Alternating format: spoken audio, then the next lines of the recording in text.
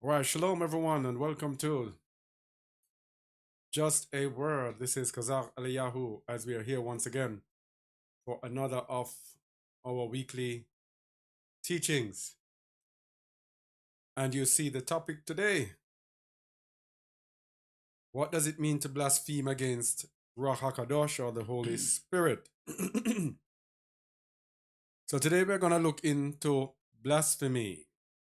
Blasphemy, what is called the unforgivable sin, but we're going to look more generally into blasphemy before we go into the unforgivable sin. And as we go and touch around blasphemy, we're going to understand more about the Most High and more about us as believers. And it's going to show us up again, as usual, being wanting in so many different ways, that the calling of the Most High, it is not an easy road. When the Most High calls us out of Babylon, it is a total call out of the way of life that we used to live. It is a totally different life from that which we used to live. And even when it comes to blasphemy, it is going to reveal that. All right?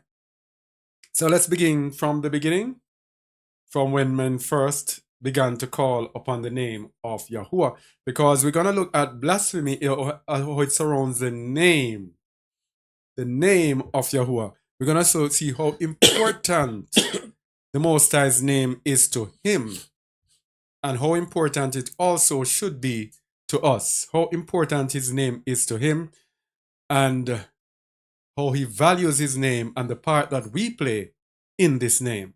So let's begin. Let's start from when men began to call upon the name of Yahuwah. Book of Habereshit 4 verse 26. Genesis 4 verse 26. And to Seth, to him also there was born a son. Go again. And to Seth, to him also there was born a son. And he called his name Enos. And they call his name Enos. Hold on, because the volume is too loud. Check George's. Which one is George? Check George. I think I am 4. I am 4. Yeah. Check George. Mic check. Mic check. Mic check. Mic check. Mic check. Mic check. I was too quiet on YouTube last week. Go ahead. Mic check. Mic check. All right. Continue. Start over. Genesis 4 verse 26. And to Seth, to him also there was born a son, and he called his name Enos. Then began men to call upon the name of Yahuwah. Then began men to call upon the name of Yahuwah.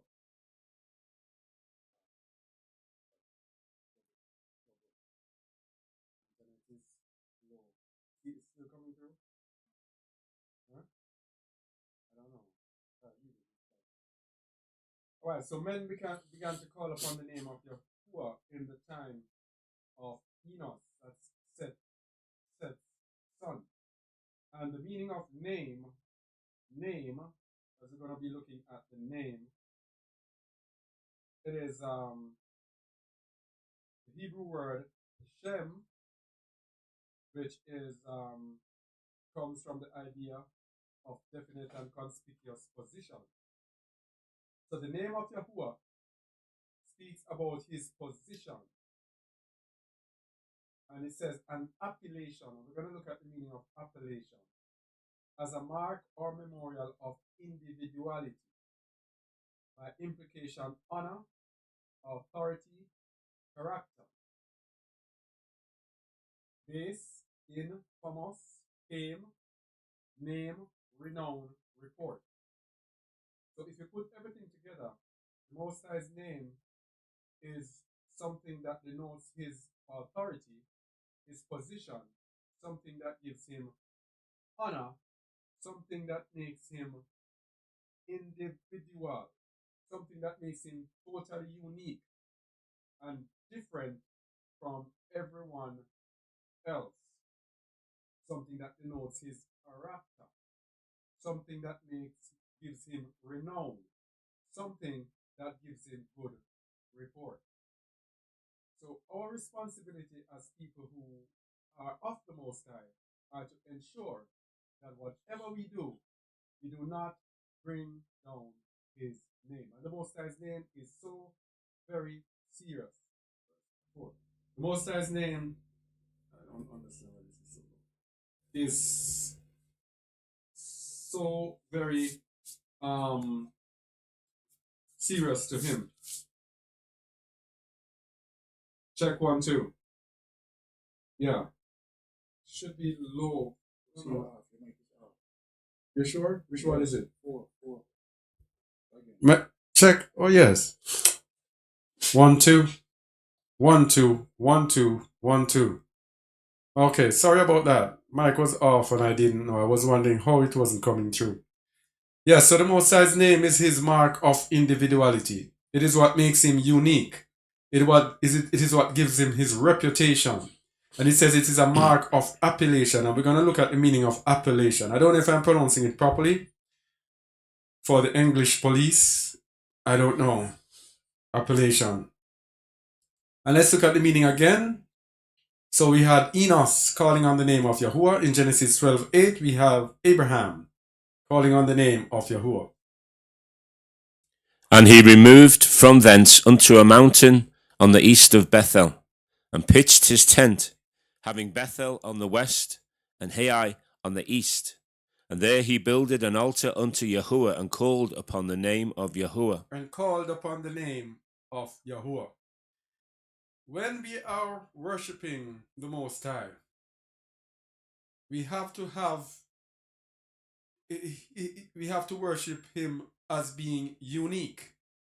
That is why we call upon his name. And his name is not only speaking of knowing the exact pronunciation of his name, it is actually worshiping him as he wants us to worship him, worshiping him in a way that makes him individual.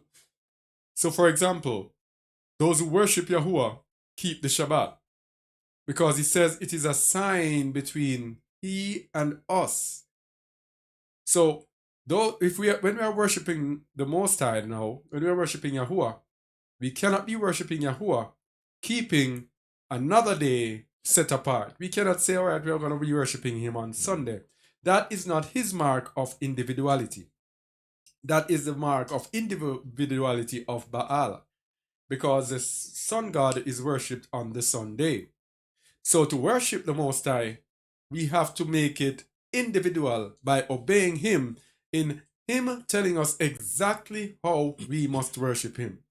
In other words, those who worship Yahuwah shall worship him in ruach and amat, in spirit and in truth. That truth comes through his law. Psalm 119, 142, thy righteousness is an everlasting righteousness, and thy law is the truth. So in worshiping the Most High, we are going to worship him as he designated. So the word appellation there means an identifying name or title, designation. So to how he designated us to worship him, that is how we must worship him. And if we look at the history and etymology of appellation, it actually refers to a higher authority, to call upon the name of a designated higher authority.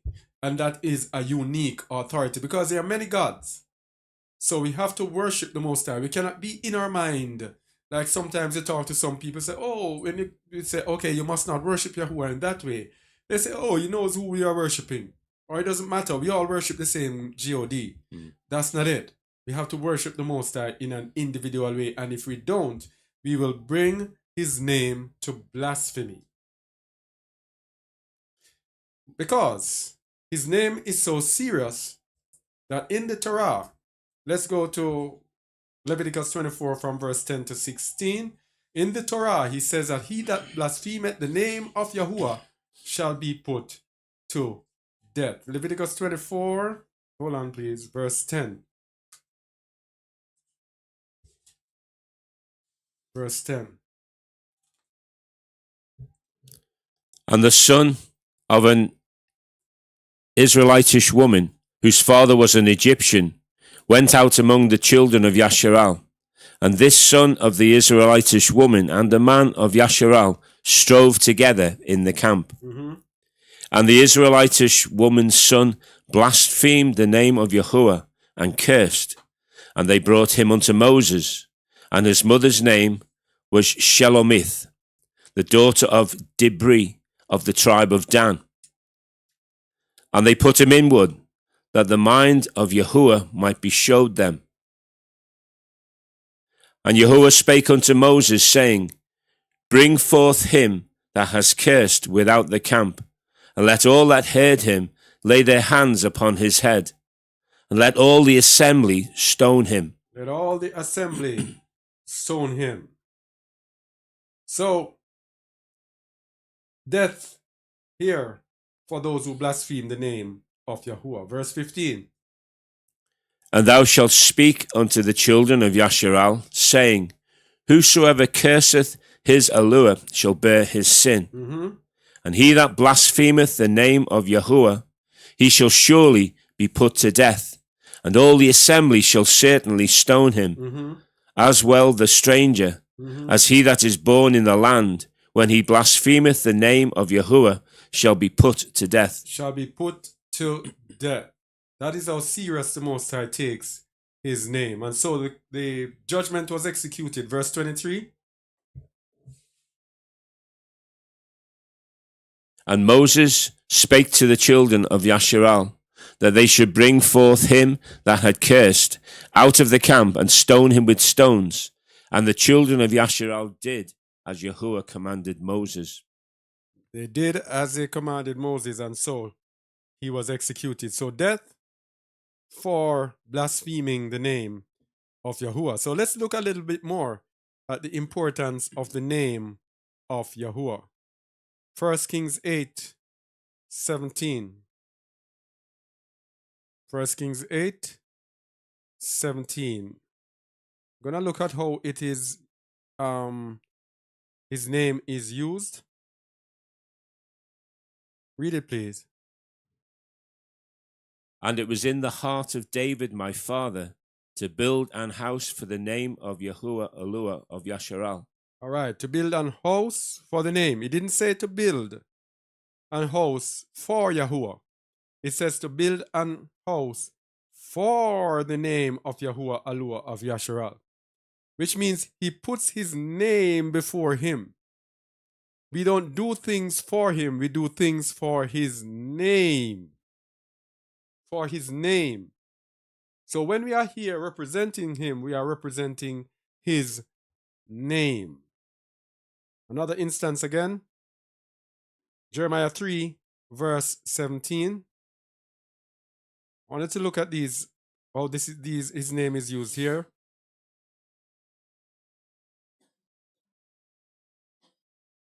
Go ahead. At that time they shall call Jerusalem the throne of Yahuwah, and all the nations shall be gathered unto it, to the name of Yahuwah, to Jerusalem. Neither shall they walk any more after the imagination of their evil heart.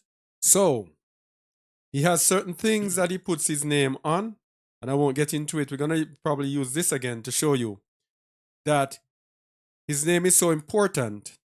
He puts his name in certain places, and those places are kadosh unto him.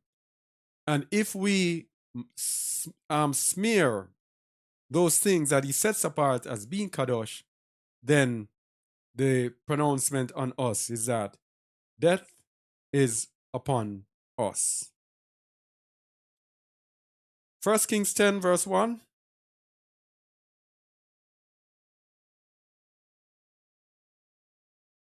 First Kings 10, verse 1.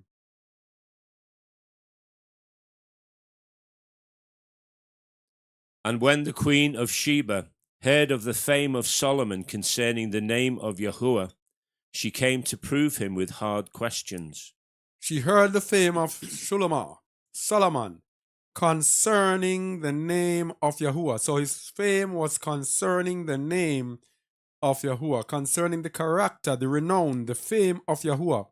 Queen of Sheba knew that Shulamah had insights into the name of Yahuwah. It didn't say concerning Yahuwah.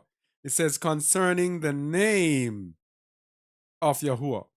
I want us to get it very carefully because it is very important for us to know that that is why we are called. We are called to uphold and to give splendor to the name of Yahuwah. And as I said before, it's not necessarily his exact name and the pronouncement, and you know his name as we do on social media, people battling over the name, etc. It is what is behind the name, the reputation that comes with the name. Because I cannot know his full name, but I stand up honoring him, his authority, knowing his wrong name, and another person can know his right name and be blaspheming the name. We're going to see that blaspheming the name is not just us calling the name wrong, it's more to it than that. 2 Samuel 6 verse 2.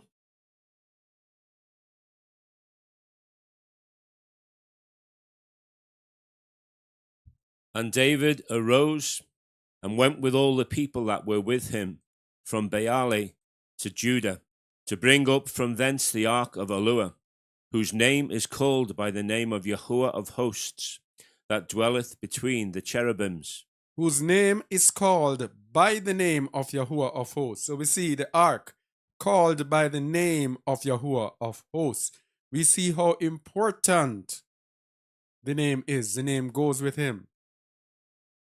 That's why the ark was, what ark is Kodesh.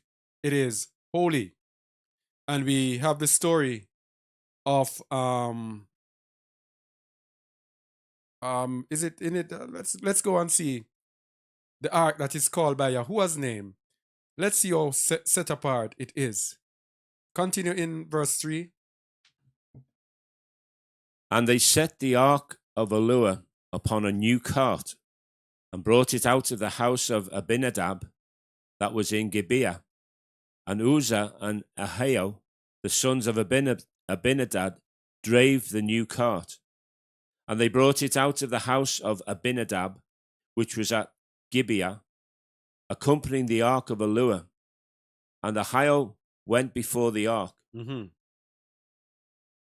And David and all the house of Yasharal played before Yahuwah on all manner of instruments made of fir wood, even on harps, and on psalteries, and on timbrels, and on cornets, and on cymbals. Mm-hmm.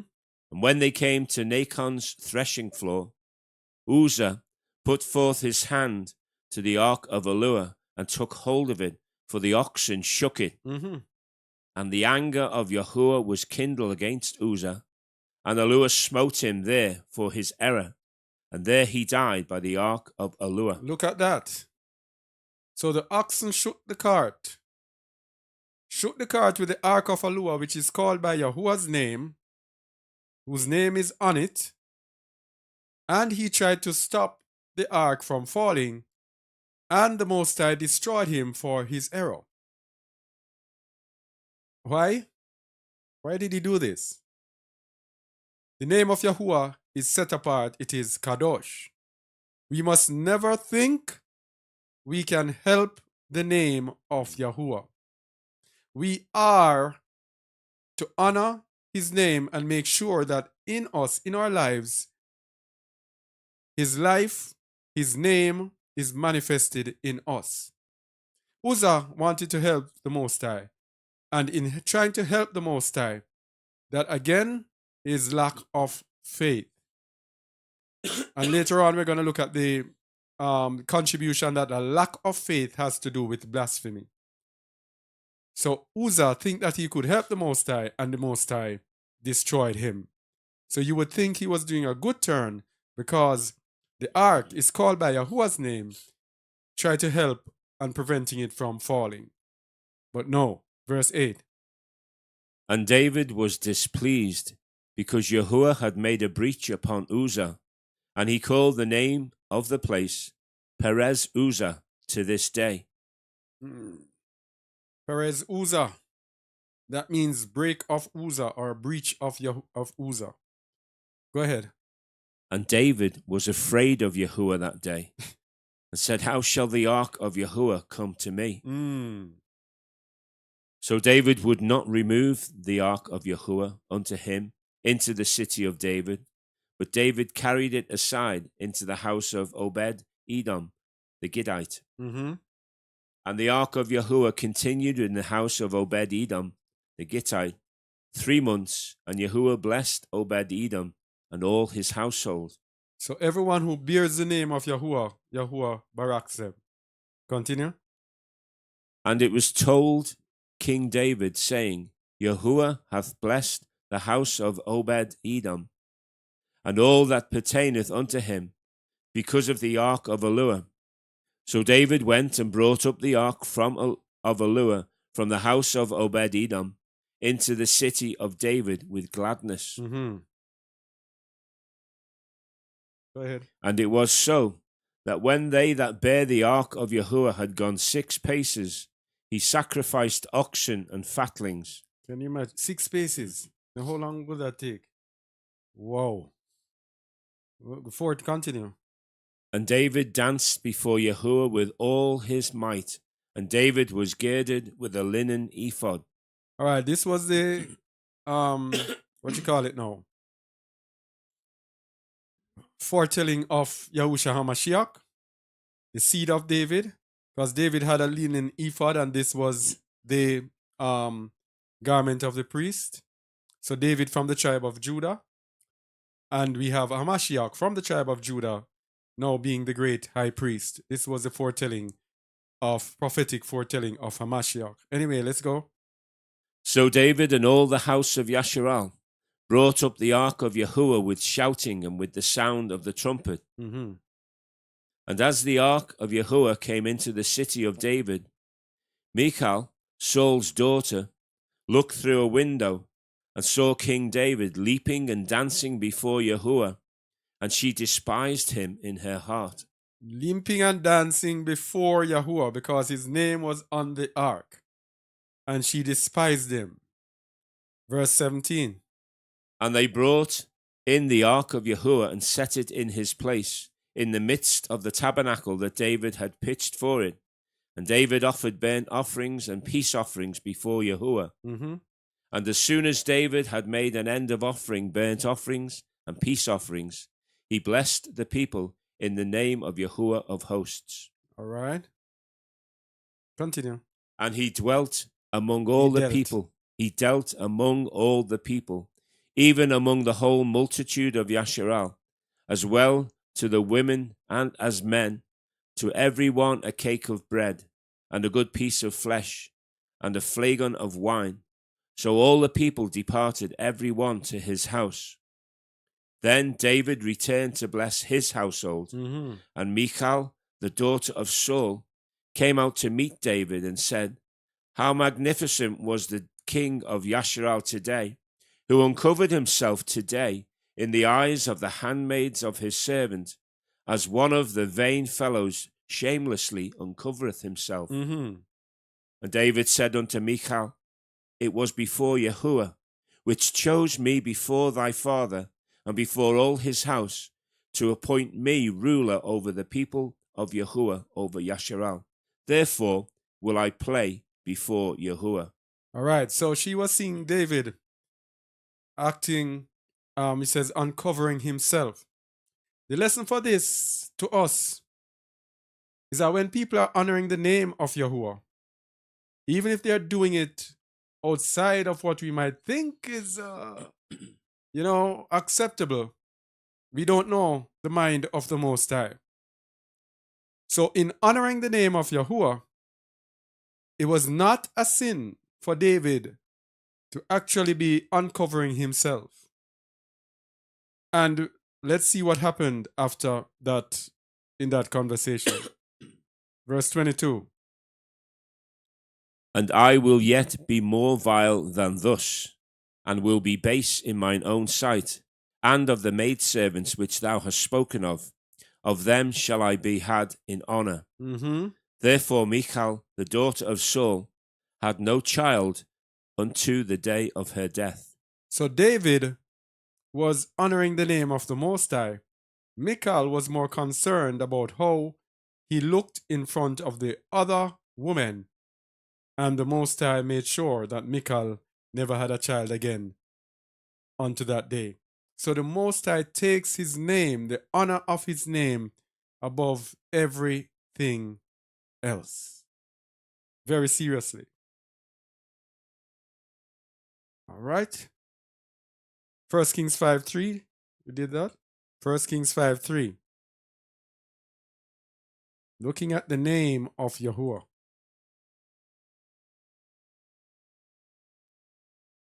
Thou knowest how that David my father could not build an house unto the name of Yahuwah his Elohim, for the wars which were about him on every side, until Yahuwah put them under the soles of his feet. So even the temple was built unto the name of Yahuwah.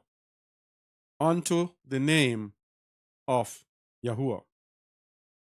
Now, Yahuwah is so serious about his name that he set apart a land and a people to give honor to his name. The reason the Most High chose Yasharal is to give honor to his name. The reason we are here is to give honor to his name. If we bring dishonor to his name, then we blaspheme his name. A people and a land set apart to give honor to his name, and we go to these precepts that we always use, Deuteronomy 7 verse 6. For thou art a set apart people unto Yahuwah thy Elohim. Yahuwah thy Elohim has chosen thee to be a special people unto himself, above all people that are upon the face of the earth. A special people above all people that are upon the face of the earth, unto a people unto himself. And in Isaiah 42, he tells us that Israel shall bring forth his splendor or glory as they have it, and show forth his praise. Deuteronomy 32 verse 8.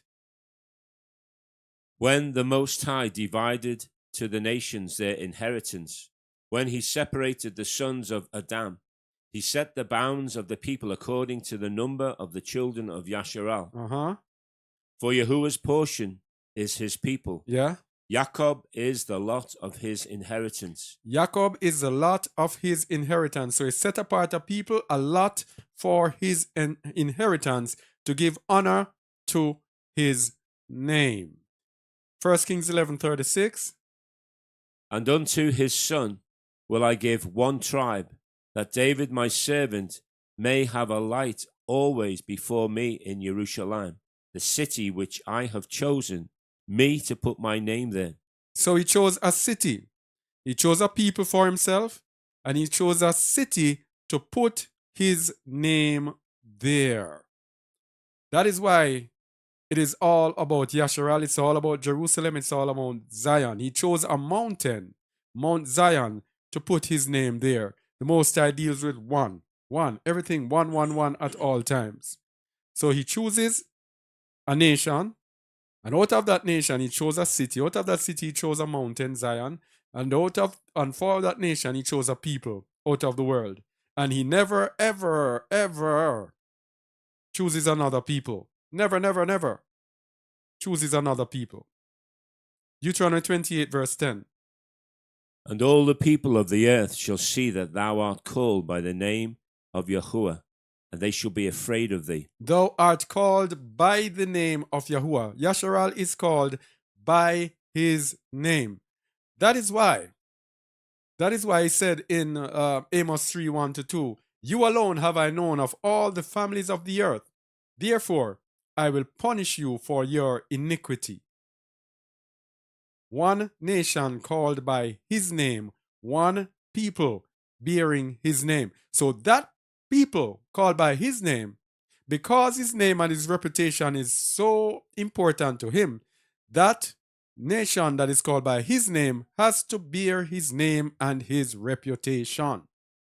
If not, these people have blasphemed his name. And we're going to show you how easy it is to blaspheme the name of Yahuwah. All right, so one way we can bring the Most High's name in ruin, he gave us in the command, is taking his name in vain. Shemoth 20 verse 7, Exodus 20 verse 7, taking the name of Yahuwah in vain. Thou shalt not take the name of Yahuwah thy Elohim in vain, for Yahuwah will not hold him guiltless that taketh his name in vain.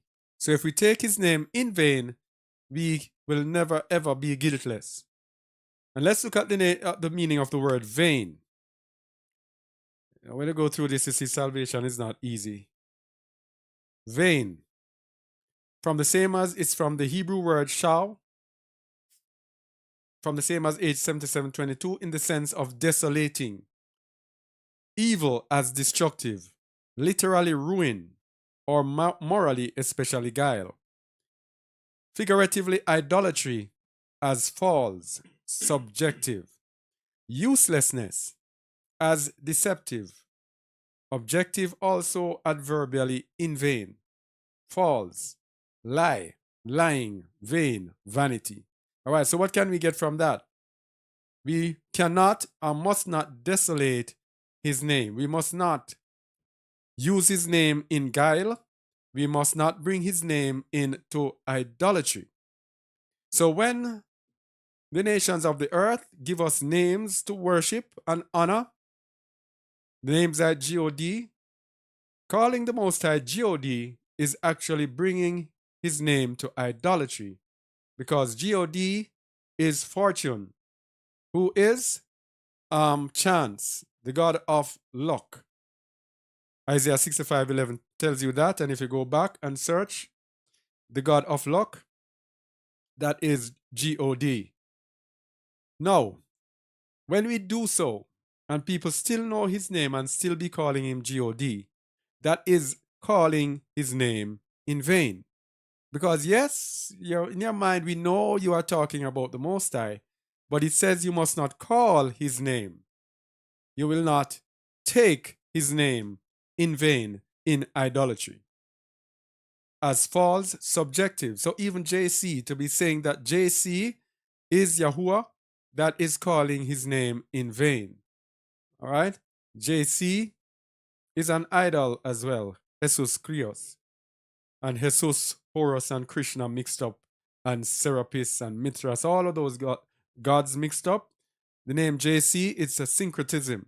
So to call the Most High by that name or call the Son by that name, it is actually blasphemy, calling his name in vain. It says uselessness. So to bring his name to uselessness, or to use his name as making it common, as to make it of no effect, no impact, using his name as deceptive, using his name falsely. So, for example, using his name to misrepresent in order for me to get gain, for example, as they do in religion, where everyone now who has some form of ability to speak and to attract a crowd, everyone now wants to be a pastor. And therefore, first thing you do as a pastor, you go, you speak, and you set up your church and you start collecting money. That is using his name falsely and using his name for vanity. And here's the one that we want to tell you about now. Using his name and making his name as a lie or lying. If you're using his name in a lie, then we are using his name in vain. So if I come and I set up my own doctrines, or I twist doctrines to myself to try to gain a following, etc., something like that, then I will be using his name in vain. The only way we cannot use his name in vain is if we are using it in ruach and damat. If we are using his name to give honor to his name. Not even to give honor to myself, to give honor to his name.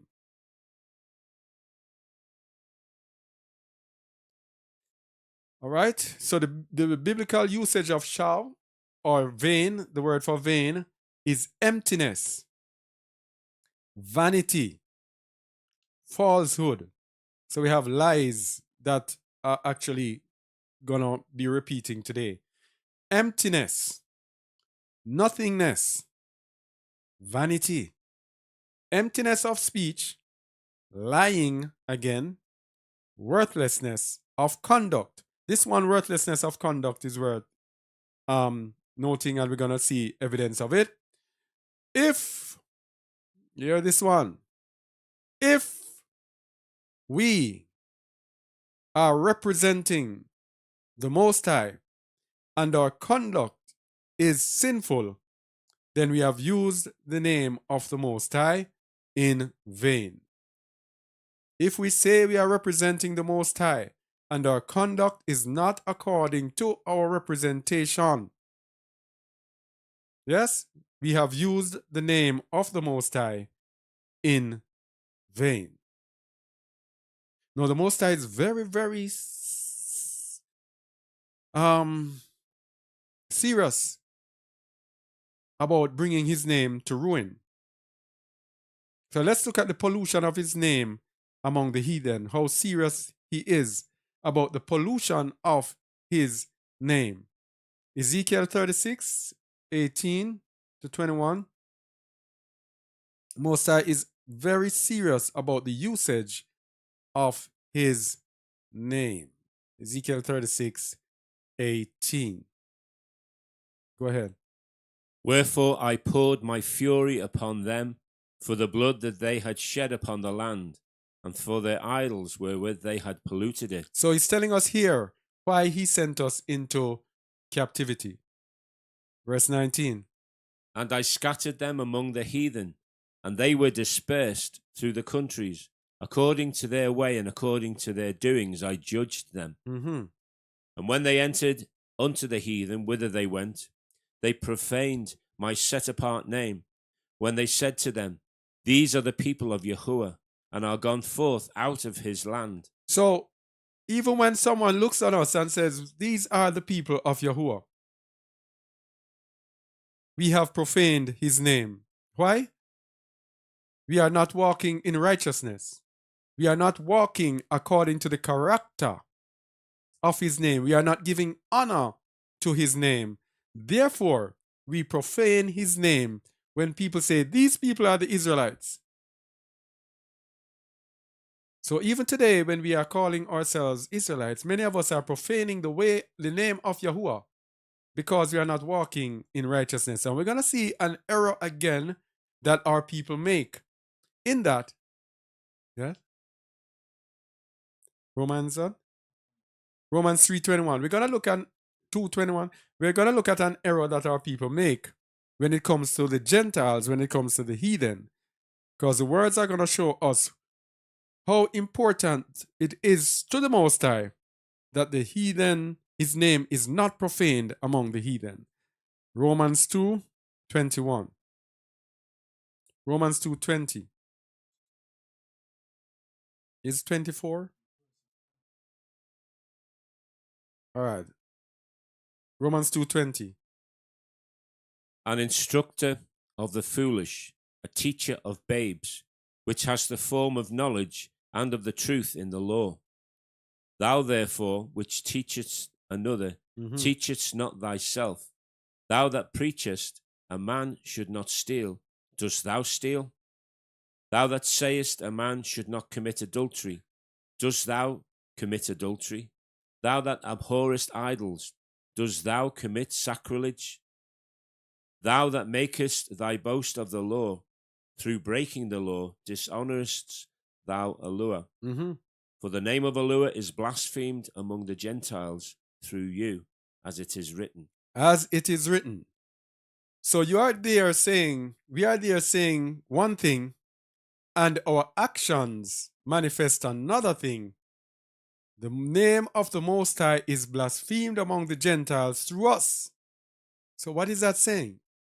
If we are bearing the name of the Most High, our character, our lifestyle, everything that we do must bear judgment to the Most High, or we will be bringing shame to the Most High, and we will be there thinking that we are giving him honor. Let's get back.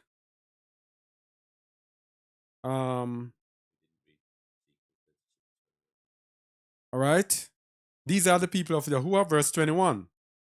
But I had pity for mine set apart name, which the house of Yasharal had profaned among the heathen whither they went. So he had pity for his name. And we're going to see many decisions that he makes are because of how he holds his name above all things.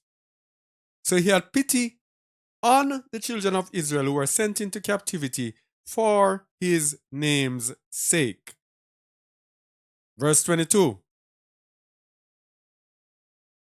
Therefore say unto the house of Yasharal, Thus says Yahuwah Eluah, I do not this for your sakes, O house of Yasharal, but for my set apart name's sake, which ye have profaned among the heathen whither ye went. So we're going to see that even for us today, the reason the Most High bothers with us, let us not think of ourselves as being so important.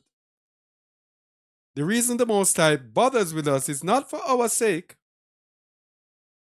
but for his name's sake. Because we're going to look in Ezekiel 20, and we did that before, to see that he wrought for his name's sake.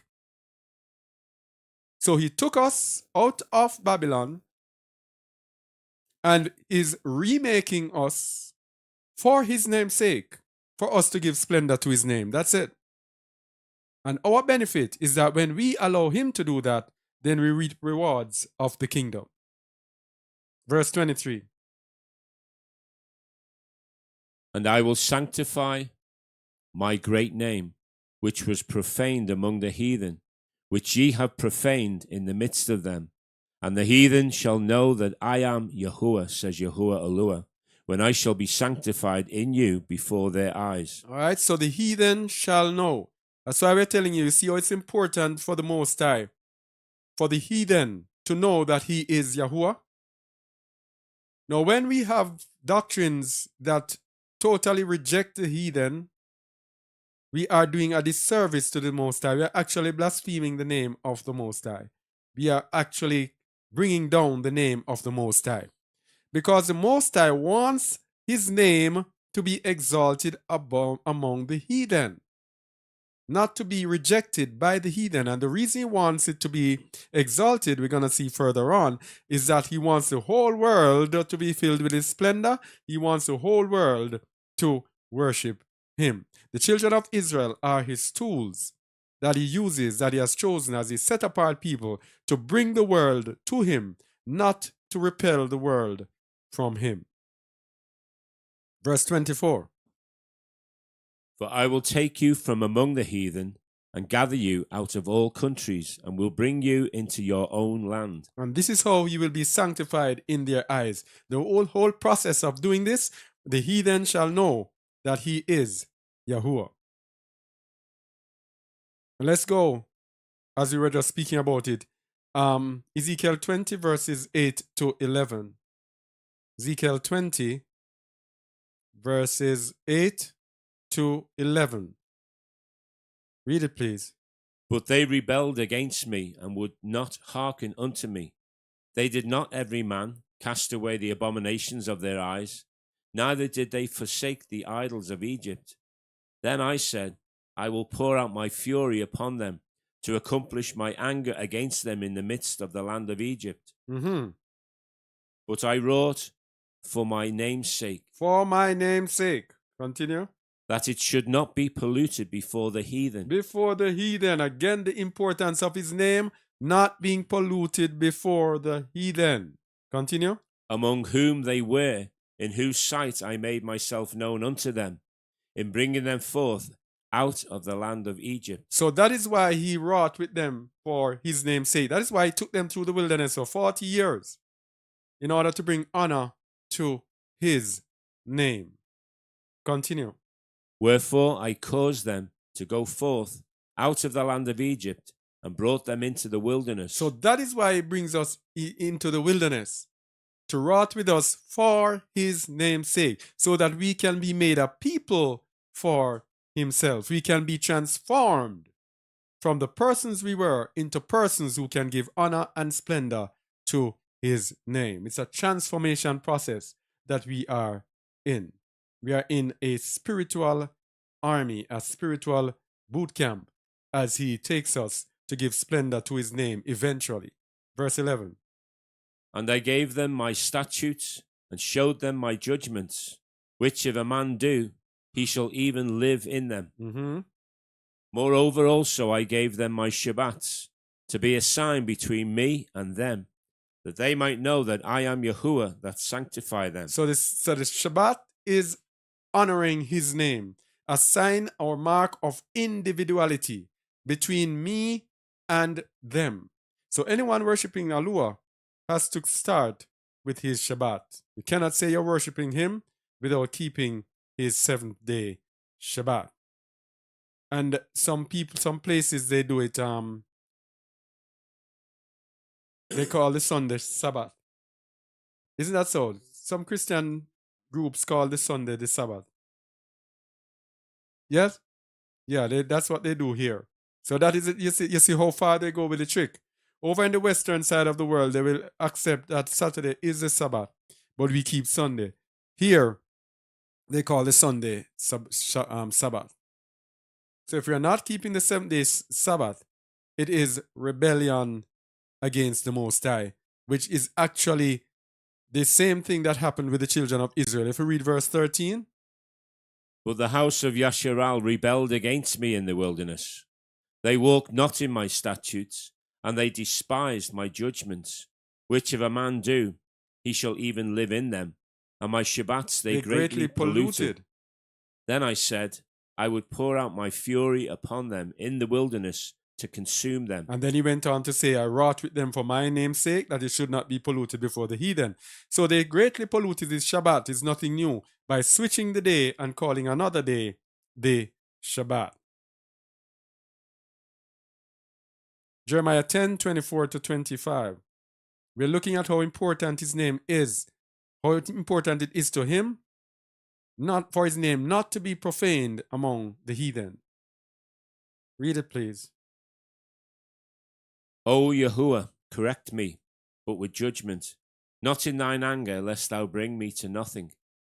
Pour out thy fury upon the heathen that know thee not, and upon the families that call not on thy name.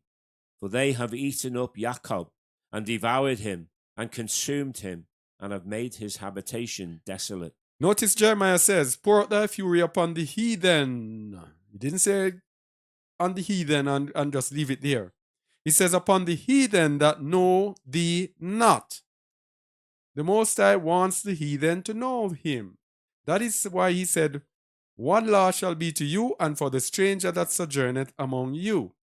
He wants the heathen to know him. That's why Jeremiah says, pour out thy fury upon the heathen that know thee not, and upon the families that call not on thy name. So it's important to the Most High that the heathen know him. That is why when he's speaking about the restored kingdom under Yahushua HaMashiach, in the book of Amos that we use so often, he speaks about the heathen that are called by his name.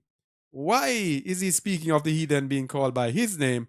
Because he wants us to bring forth his splendor so that the heathen will be drawn to his name and give him honor and worship. Amos 9:11-12. In that day will I raise up the tabernacle of David that is fallen, and close up the breaches thereof. And I will raise up his ruins, and I will build it as in the days of old, that they may possess the remnant of Edom, and of all the heathen which are called by my name, says Yahuwah that doeth this. And of all the heathen which are called by my name. So the Most High wants heathens to be called by his name, just as how he put his name on the children of Israel. And there's a verse that I left out with this. Shaul, I think. I think Shaul in the book of Acts. I think. Let me see if I can get it. All right. Acts 15:14. Simeon hath declared how Elua at the first did visit the Gentiles, to take out of them a people for his name. To take out of them a people for his name. And some people will say, oh, these Gentiles that he's speaking about are the children of Israel who were in captivity among the Gentiles. But he brings it right back to Amos 9:11, which doesn't use the word Gentiles, which says the heathen, which are called by my name. Verse 15. And to this agree the words of the prophets, as it is written, After this I will return and will build again the tabernacle of David, which is fallen down, and I will build again the ruins thereof, and I will set it up, that the residue of men might seek after Yahuwah, and all the Gentiles upon whom my name is called, says Yahuwah, who doeth all these things. And on all the Gentiles. So the remnant of Yasharal will seek Yahuwah, and all the Gentiles upon whom my name is called. So his name will be called upon the heathen. Very important for the Most High for us not to soil his name, because he says his name will be great among the Gentiles. We are only the medium by which his name will be made known among the Gentiles. So we're speaking about his name. In the end time, his name will be the deciding factor that causes us either to be punished or to be rewarded. He promised in the end that he will sieve. Remember, he said we must not call his name in vain. He said, in the end time, he will sift the world with the sieve of vanity. So all those who have his name in vain in the end will be in problems. Let's go to the name of Yahuwah and the sieve of vanity. First of all, let's show how it's a process. The Most High will sift his people first, and then he's going to sift the rest of the world. And everything will be based upon his name. 1 Peter 4:17-19. For the time is come. Wait, let me get the people online. I hope I'm not going too fast. Hope you're staying with me. Go ahead. For the time is come that judgment must begin at the house of Elua. And if it first began at us, what shall the end be of them that obey not the good news of Elua? So the judgment begins with the children of Yasharal. Continue. And if the righteous scarcely be saved, where shall the unholy and the sinner appear? So the righteous Israelites will scarcely be saved. So what about this unrighteous, ungodly, and the sinner? What about them? Verse 19.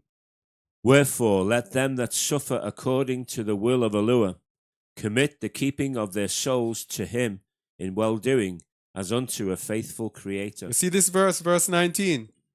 It shows that those people who will overcome, who will have the victory in the end, will be those who suffer according to the will of Elua. So when we suffer according to the will of Elua, our souls will be with him.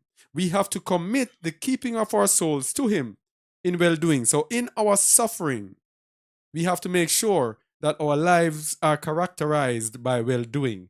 That is how we ensure that when the judgment begins at the house of Elua, that we will be victorious. We will overcome. And as it says in Revelation 2-3, where Hamashiach told us those who overcome, we have to overcome in well-doing, constant well-doing. So judgment begins with us. And he will sift us with a sieve of vanity. And he gave that to us in the book of Amos 9:8-10. Amos 9:8-10. He told us that he will sift the house of Yasharal. Amos 9:8-10. Behold, the eyes of Yahuwah Eluah are upon the sinful kingdom, and I will destroy it from off the face of the earth, saving that I will not utterly destroy the house of Jacob, says Yahuwah. I will not utterly destroy the house, but this is what I will do. For lo, I will command, and I will sift the house of Yasharal among all nations, like as corn is sifted in a sieve. Yet shall not the least grain fall upon the earth. So judgment begins with Yasharal, and he's going to sift Yasharal among all nations, which means he's going to take us and shake us up. And the least grain will be the grain that is retained. The greatest grain will be discarded. But the least, the remnant of his people, as it says it's in Zephaniah or Zechariah, I will leave in the midst of you a poor and afflicted people. These are the least grain. These are who the Most High will have for himself. Let me get it, because it's very important to put it with the I can never ever remember Zephaniah and Zechariah. I need a chip to differentiate them. Zephaniah 3 verse 12. I will also leave in the midst of thee an afflicted and poor people, and they shall trust in the name of Yahuwah. This is the least grain. This least grain shall not fall on the ground. The poor and afflicted, they shall trust in the name of Yahuwah. Verse 13. The remnant of Yasharal shall not do iniquity, nor speak lies, neither shall a deceitful tongue be found in their mouth. For they shall feed and lie down, and none shall make them afraid. These are those who give honor to his name. These are those who are going to be like Hamashiach. Look at this. Shall not do iniquity, nor speak lies, neither shall a deceitful tongue be found in their mouth. They shall feed and lie down, and none shall make them afraid. This is the character of Yahusha. So when he sifts the nations, it is those who have the character of Yahusha HaMashiach who will be the least, the poor and afflicted, who will not fall on the ground. Being poor and afflicted means a willingness to suffer. A willingness to suffer. So let's go back to the book of Amos. I will command, and I will sift the house of Yasharal among all nations. That means we will be scattered among all nations. So that is why he is gathering people in the end, and the poor and afflicted, those who are willing to give up their lives in Babylon, will be those who he will gather together. Verse 10. All the sinners of my people shall die by the sword, which say, the evil shall not overtake nor prevent us. Oh, this is very, very serious and significant. All the sinners of my people shall die by the sword, which say, the evil shall not overtake nor prevent us. What is that saying? These are those who say, we will stay in Babylon. Nothing is going to happen to us. The Most High is going to protect us.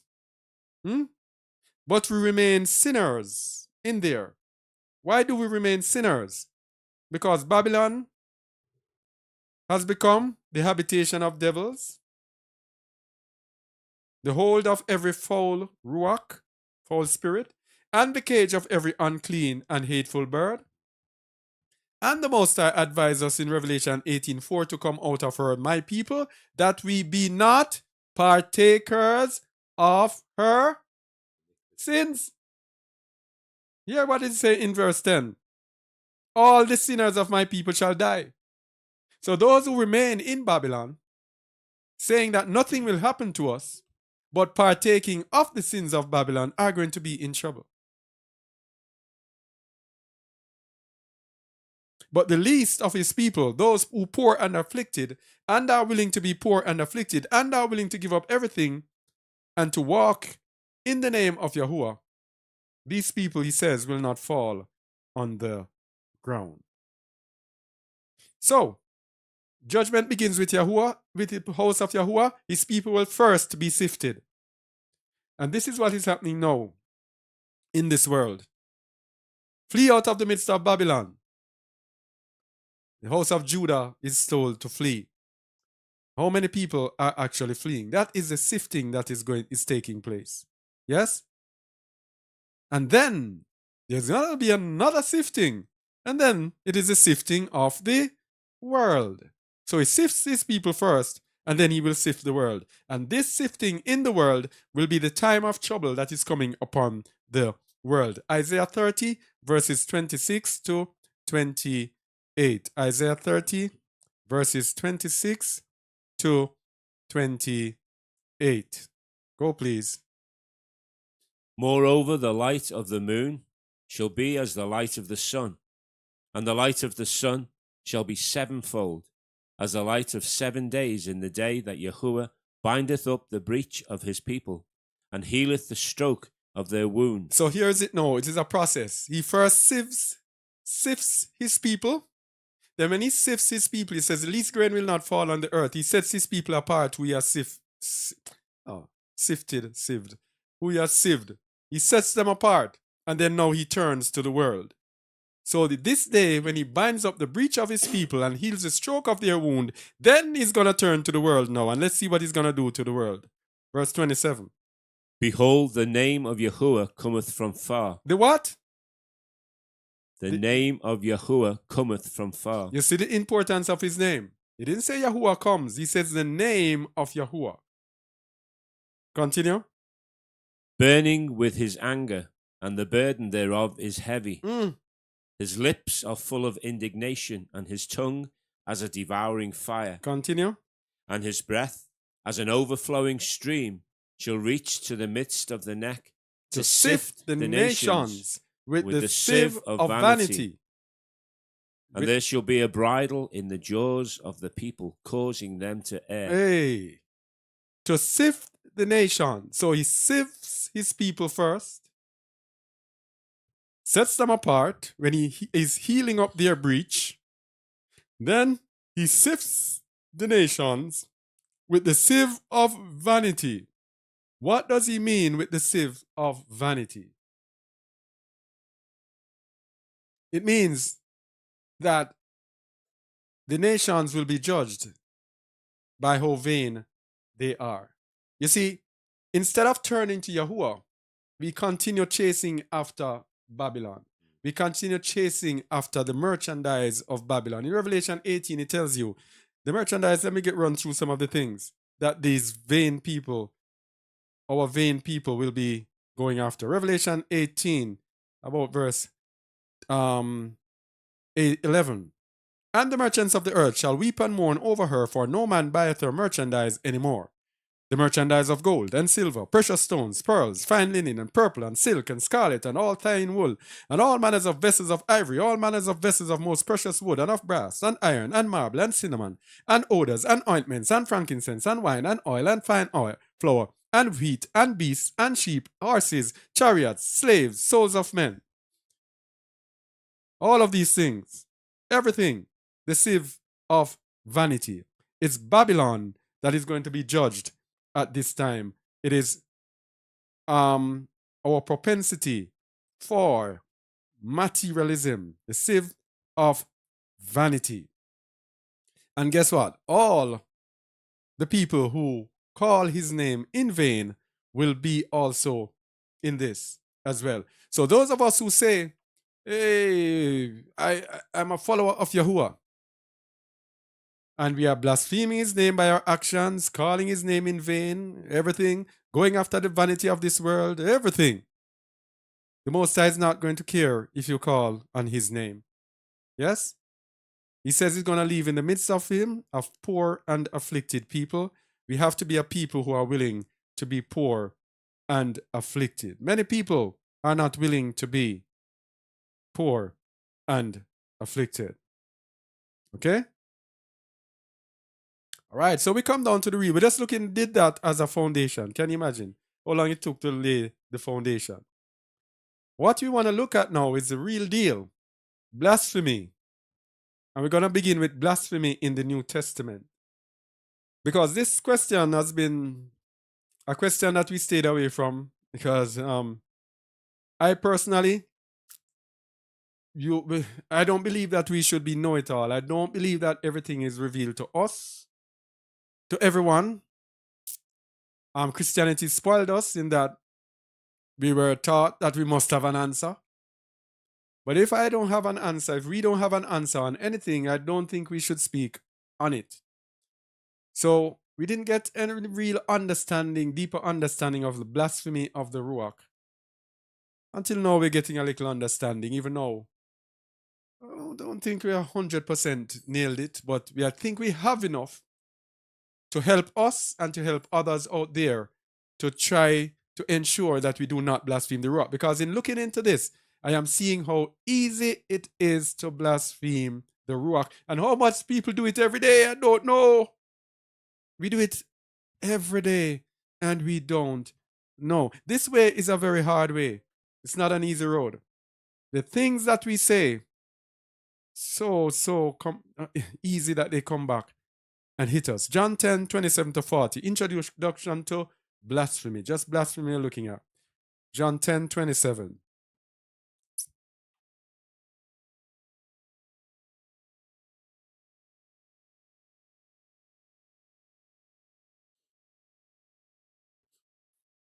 My sheep hear my voice, and I know them, and they follow me.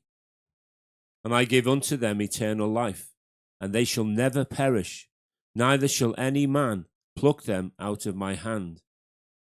My Father which gave them me is greater than all, and no man is able to pluck them out of my Father's hand. I and my Father are one. So the Messiah here made a statement. No, he said, my Father, which gave them me, is greater than all. No, he made that statement, and the Pharisees did not listen to that statement, because that statement is actually telling you that my Father and I are separate. He is greater than all, also greater than myself. But then he went along and said in verse 30, I and my Father are one. And that is all they wanted to hear. They forgot everything about what he said previously. Yes? And now they are accusing him of blasphemy. Verse 31. Then the Jews took up stones again to stone him. Yahushua answered them, Many good works have I showed you from my Father. For which of those works do you stone me? Mm-hmm. The Jews answered him, saying, For a good work we stone thee not, but for blasphemy, and because that thou, being a man, makest thyself a lure. Makest thyself a lure. And we're going to see that when they say make thyself a lure, they are actually saying that he's claiming to be the son of Alua. And they believe that this is blasphemy. Verse 34. Yahushua answered them, Is it not written in your law, I said ye are gods? If he called them gods, unto whom the word of Alua came, and the scripture cannot be broken, say ye of him whom the Father hath sanctified and sent into the world, Thou blasphemest, because I said, I am the son of Alua. Continue. If I do not the works of my Father, believe me not.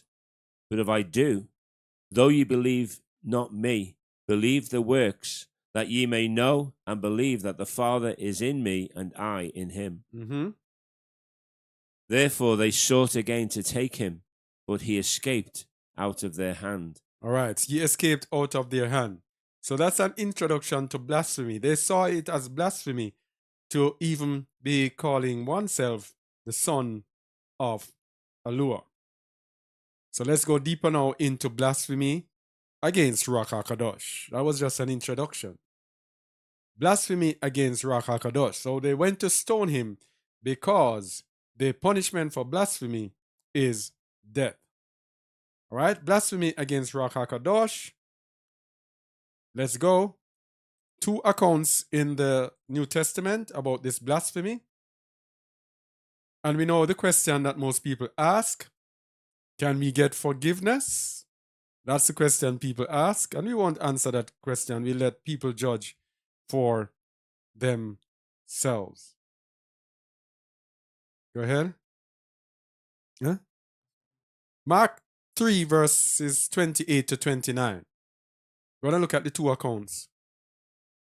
Truly I say unto you, all sins shall be forgiven unto the sons of men, and blasphemies wherewithsoever they shall blaspheme. Mm-hmm. But he that shall blaspheme against ruach hakodosh hath never forgiveness, but is in danger Of eternal damnation. Now, the interesting thing about this is that he says, hath never forgiveness, but he says, is in danger of eternal damnation. Kind of implying that even though you don't have forgiveness, then you might be spared, might just be spared eternal damnation. But then there is a contrasting one in Matthew 12, 31 to 32. Let's go there. Wherefore I say unto you, all manner of sin and blasphemy shall be forgiven unto men, but the blasphemy against the ruach hakodosh shall not be forgiven unto men. Mm-hmm. And whosoever speaketh a word against the Son of Man, it shall be forgiven him. But whosoever speaketh against the ruach hakodosh, it shall not be forgiven him, neither in this world, neither in the world to come. Neither in the world to come. So this seems to be saying not at all. But why did it say neither in the world to come? If you don't receive forgiveness, how can you be in the world to come? Or is it saying that in the world to come, you will not enter into that world? It's still not clear.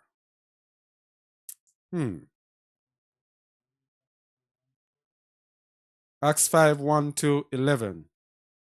We have some things to look at as to look at some other places. Acts 5, 1 to 11. No, we're not ready for that as yet. No. Yeah? Yeah. So, so those two accounts in the Bible, they are not really conclusive. So let's go to some extra resources that we use. You can download these books from justaword.org/downloads. We looked into the Gospel of Thomas and books of the Nazarene. We have accounts there of these same things. So in the Gospel of Thomas, in the Gospel of Thomas, verse 44, because there's only one chapter, Yahusha said, whoever blasphemes against the Father will be forgiven. This is giving us a different insight from the Bible, because I don't think the Bible implied anything about the Father. Because we saw David blaspheme against the Father. In the book of 1 Esdras, we had Zechariah blaspheming against the Father. And David actually blasphemed the Father, and he was forgiven because of what he did to Uriah. And but there is a separation now between the Father, the Son, and the Ruach. In the Gospel of Thomas, can you see it? Read it, please. Yahusha said, whoever blasphemes against the Father will be forgiven, and whoever blasphemes against the Son will be forgiven. But whoever blasphemes against the Ruach HaKadosh will not be forgiven either on earth or in heaven. So that gives us a different insight now. So if we blaspheme the Father, and that is why I said I was speaking the other day, and I was saying that I know that I spoke harsh against against God. And although the Most High is not God, well, he knows our hearts. When I was a sinner, and I keep repenting of that whenever it comes to my mind. But after that, the Most High revealed himself to me. So that was not blasphemy of the Ruach. Blasphemy of the Ruach is different. And let me not jump the gun. It is different. And the books of the Nazarene kind of gives us a hint of the difference. Books of the Nazarene, chapter 10, page 101, verse 11. Read, please. I can assure you of this: whoever stands by me, upholding my cause before men, him will I stand beside before the council of heaven. Mm-hmm. Give no heed to what is said about me. It is already forgiven. But slander against the powers of the ruach hakodesh, which is the hand of, you'll have to lift that, Of Yahuwah, is unforgivable. So this now is something different. It is against the powers of Ruach HaKadosh. It is against the manifestation of the power of Ruach HaKadosh. And if we go back to, I think it's the account in Mark, let's go back to it. We see why.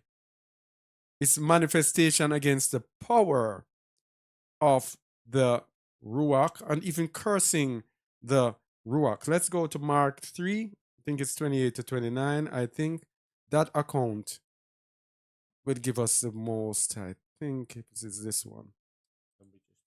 Yes. All right. Let's go to verse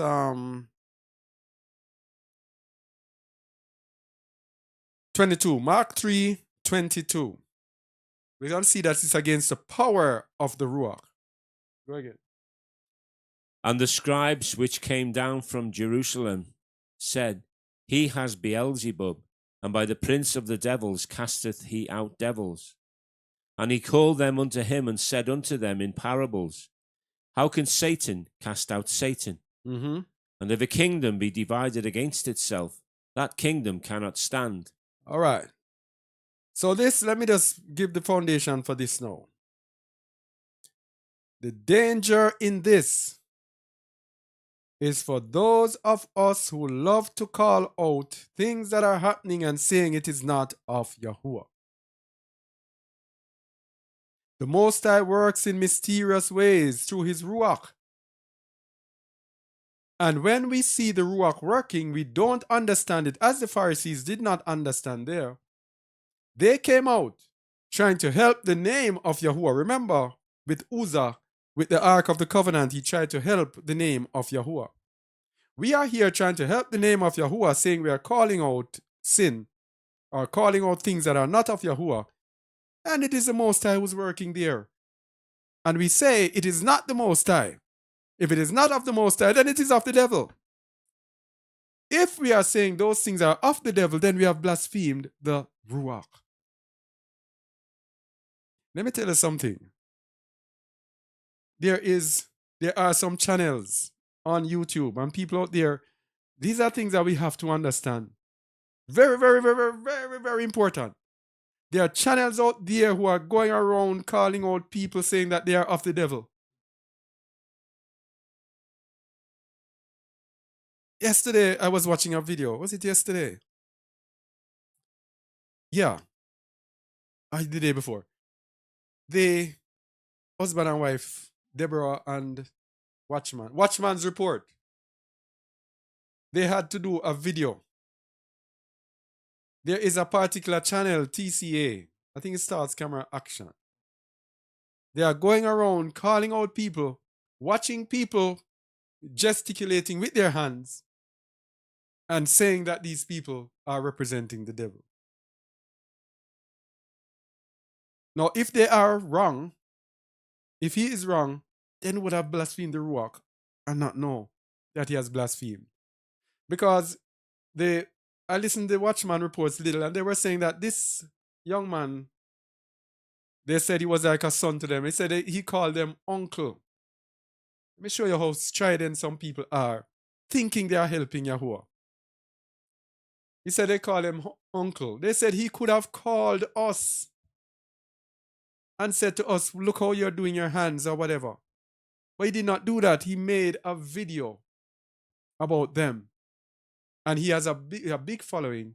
And a lot of people now are going to condemn these people by what they did, saying that they are of the devil. Now, we as believers, the Most High uses us in his way.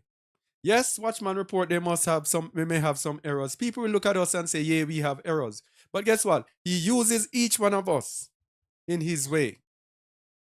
Yes, we have the error. Our error might come out. We might end up finding out the error. But at this point where we are, this is where we are. And he is still using us. He is still using them. Even though they might be in error, he's still using us, even though we might be in error. Who knows? So to call out these people and saying they're of the devil, this is the same story that is happening here.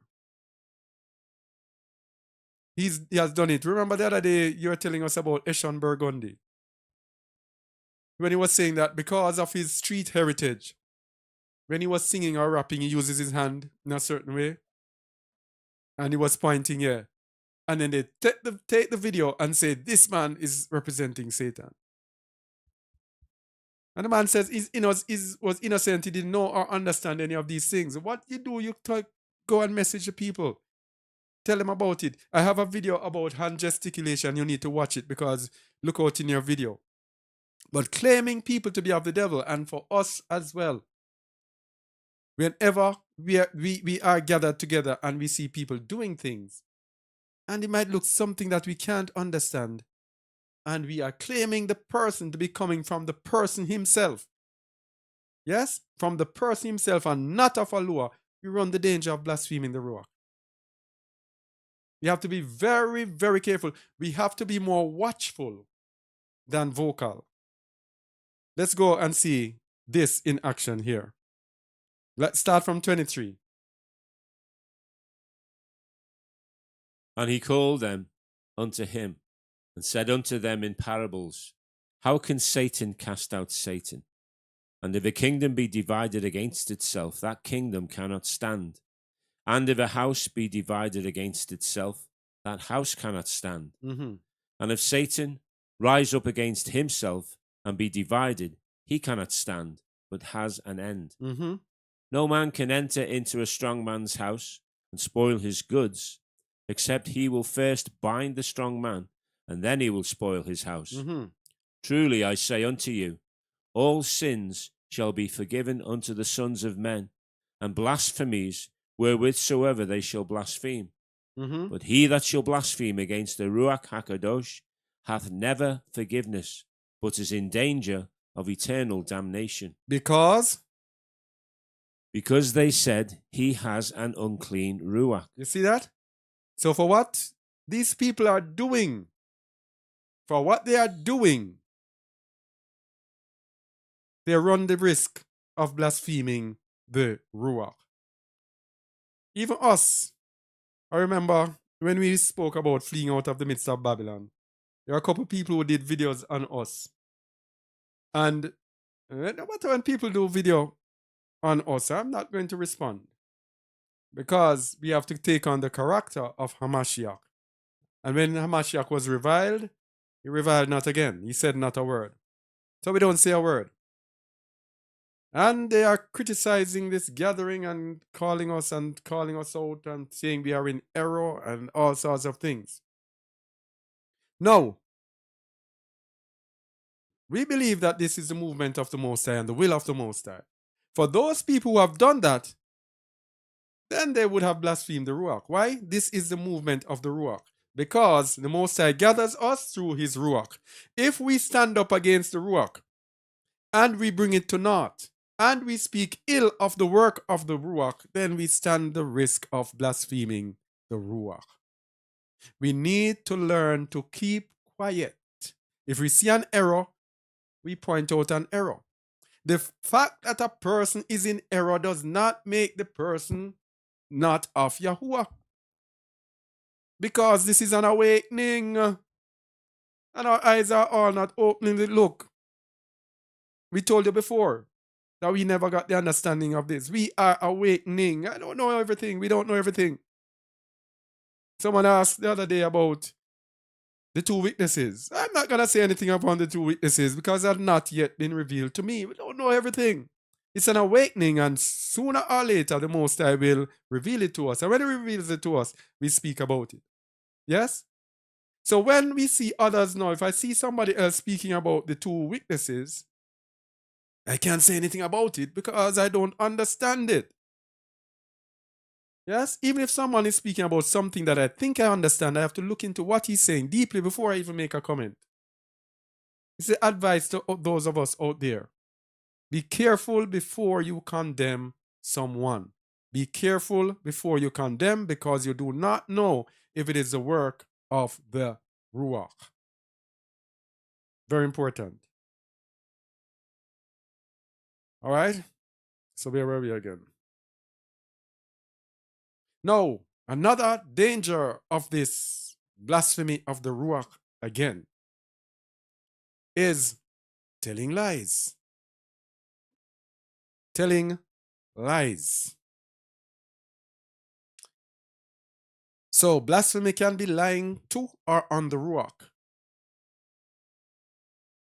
So we're going to use an example of the Messiah gave us the blasphemy. He spoke about the blasphemy of those who say they are Jews and are not. Now, where is the blasphemy in that, in saying that one is a Jew and is not? Here's the blasphemy. Deuteronomy 7 verse 6, the same verse that we used earlier. For thou art an set apart people unto Yahuwah thy Elohim. Yahuwah thy Elohim has chosen thee to be a special people unto himself, above all the people that are upon the face of the earth. Above all people. So he chose one people, set apart, special, above all people that are upon the face of the earth.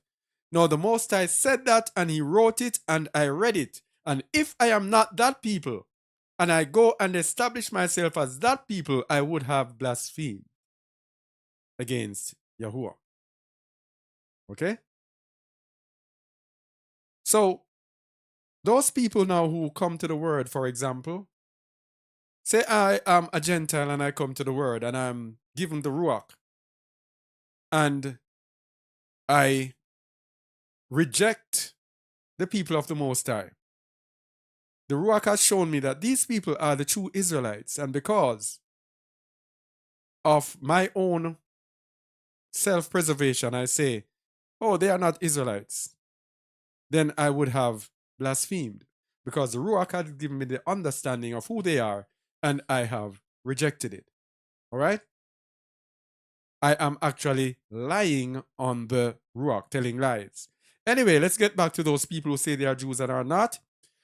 Amos 3 verses 1 to 2. Hear this word that Yahuwah hath spoken against you, O children of Yasharal, against the whole family which I brought up from the land of Egypt, saying, You only have I known of all the families of the earth. Therefore I will punish you for all your iniquities. So he has only known one family on this earth. So if I am not of that family, and I say if I am of that family, I would have told a lie. And we're going to show this lie is a blasphemy. Let's look at what he thinks about all other nations. Isaiah 40 verse 17. All nations before him are as nothing, and they are counted to him less than nothing and vanity. So if I am from these nations who he considers to be less than nothing and vanity, and I am claiming to be his people, then I'm telling a lie. We're going to see it is blasphemy. Revelation 2 verse 9.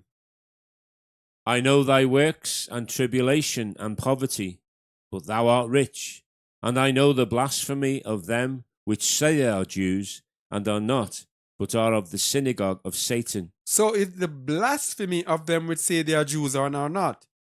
What is the blasphemy of them which say they are Jews and are not? Revelation 3 9.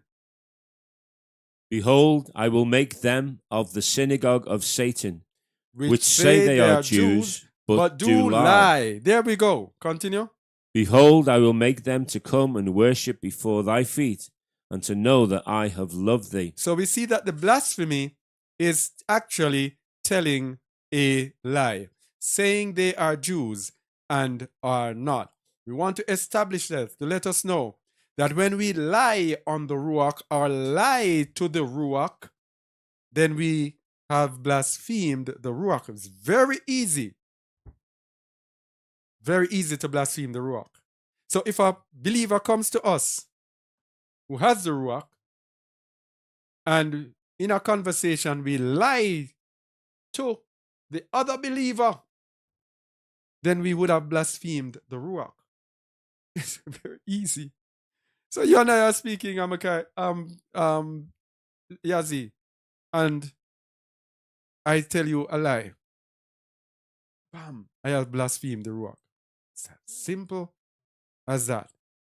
And we're gonna see. Acts 5, verses 1 to 11. You see it? Come very timely. Acts 5, verses 1 to 11. So righteousness is not easy at all. At all. Go ahead. But a certain man named Ananias with Sapphira his wife sold a possession and kept back part of the price, his wife also being privy to it, and brought a certain part and laid it at the apostles' feet. But Peter said, Ananias, why hath Satan filled thine heart to lie to the ruach hakodesh? To do what? To lie to the ruach hakodesh and to keep back part of the price of the land. So this was his crime. He lied to the ruach. And how did he lie to the ruach? Because they were believers, and he was speaking to Kepha and telling Kepha a lie. So when he lied to the ruach, he did not go before the Most High and lie. He spoke to a believer who had the ruach. And what happened? And this lie, of course, was to keep back part of the price of the land. And keeping back the part of the price of the land, Kepha is going to tell us in verse 4 that they could have told them that this is the price of the land and told the truth. But we are giving you X amount. Deception. But they deceived by diminishing the price of the land. So if the land was sold for $100 or 100 rands, they told that the land was sold for 50. Yes? Lying to the ruach. Continue. Whiles it remained, was it not thine own? And after it was sold, was it not in thine own power? Why hast thou conceived this thing in thine heart? Thou hast not lied unto men, but unto Allure. So by lying to the ruach, they lie unto Allure. And what happened? And Ananias, hearing these words, fell down and gave up the ghost. The ruach, and great fear came on all them that heard these things. That is the judgment. He that blasphemeth the name of Yahuwah, he shall die.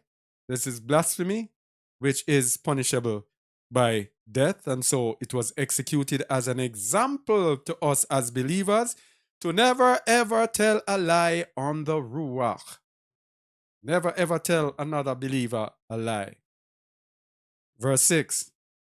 And the young men arose, wound him up, and carried him out and buried him. Mm-hmm. And it was about the space of 3 hours after when his wife, not knowing what was done, came in. And Peter answered unto her, Tell me whether ye sold the land for so much. And she said, Yes, for so much. Lying to the ruach again. Go ahead. Then Peter said unto her, How is it that ye have agreed together to tempt the ruach of Yahuwah? Mm-hmm. Behold, the feet of them which have buried thy husband are at the door, and shall carry thee out. Then fell she down straightway at his feet, and yielded up the ruach. And the young men came in, and found her dead, and, carrying her forth, buried her by her husband. 11. And great fear came upon all the assembly, and upon as many as heard these things. Lying lips are abomination unto Yahuwah. So we cannot lie to the ruach. We cannot lie to other believers, or else we would have blasphemed ruach hakodesh and be liable for no forgiveness at all.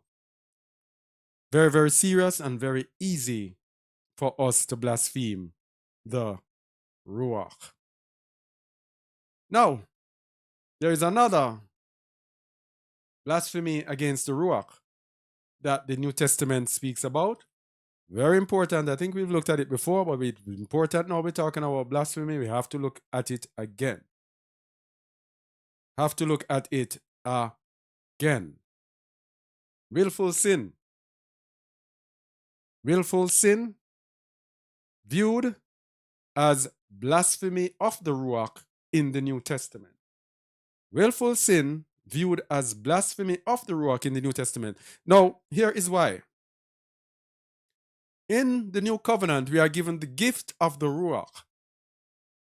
So the ruach dwells in us and becomes a part of us. In John 17, Hamashiach says, I in them and thou in me, that we may all be perfect in one. So we have the Father and the Son dwelling inside of us.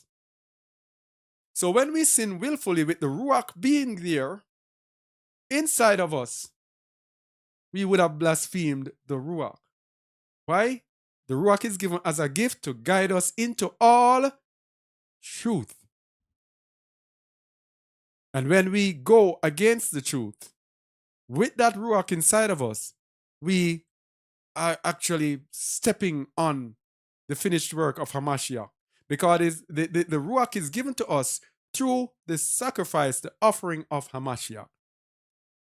And when we sin willfully, the word tells us that we actually tread on him and the work that he did.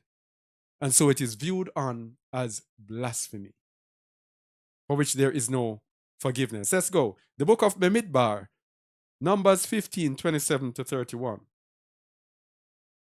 Numbers, hold on please, George. 15, 27 to 31. Go ahead. And if any soul sin through ignorance, then he shall bring a she-goat of the first year for a sin offering. All right, so if a soul sin through ignorance, then there is sacrifice for sins.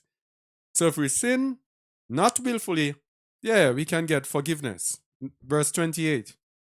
And the priest shall make an atonement for the soul that sinneth ignorantly, when he sinneth by ignorance before Yahuwah, to make an atonement for him, and it shall be forgiven him. You shall have one law for him that sinneth through ignorance, both for him that is born among the children of Yasharal, and for the stranger that sojourneth among them. But the soul that doth aught presumptuously, willfully, whether he be born in the land or a stranger, the same reproacheth Yahuwah, and that soul shall be cut off from among his people. That's it. No more sacrifice for sins. Yeah. Oh boy, it's too much. Be confusing. Continue. Because he has despised the word of Yahuwah and has broken his commandment, that soul shall utterly be cut off.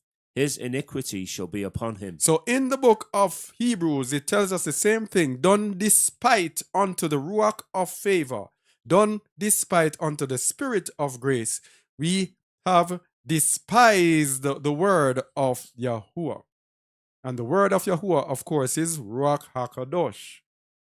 So we have despised him when we sin presumptuously or willfully. So let's go to Hebrews 10. Now that we have that foundation from the Torah, let's go to Hebrews 10, verses 26 to 29. We will look at first.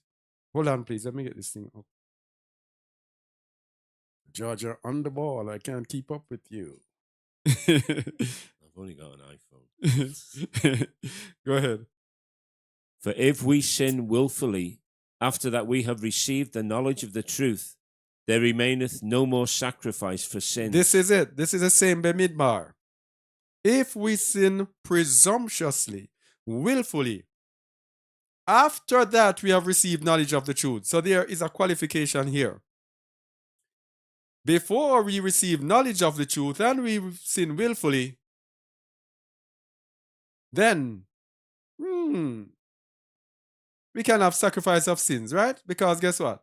Hamashiach is given to save sinners. So we have been sinning willfully. When we come to Hamashiach, we say, hey, I came not for the righteous, but for the sinners. Come, sinner, and let me wash you. And so you're washed clean. But after you have received the knowledge, hey, problems. because you have already been washed from your past sins. So the approach is now different. There still remains no sacrifice for sins, but verse 27, But a certain fearful looking for of judgment and fiery indignation, which shall devour the adversaries. a certain fearful looking for of judgment and fiery indignation which shall devour the adversaries. That is what those who have the knowledge. And this is very, very, very, very, very, very, very, very important. Because in this awakening and in our walk, we will be having other believers telling us that things are wrong. You should not be doing that. We should not be doing that. That is not good. That is not right. If we continue to sin willfully after we receive knowledge of the truth, then Yahusha's offering does not cover it because you heard. Because you heard. And as a matter of fact, even if no one told you, you still are guilty. So if I'm doing something wrong, no one told me it was wrong, I am still guilty before the Most High. Because the Most High looks on me as the onus being on me to go and seek out that which is right. Hosea 4 verse 6.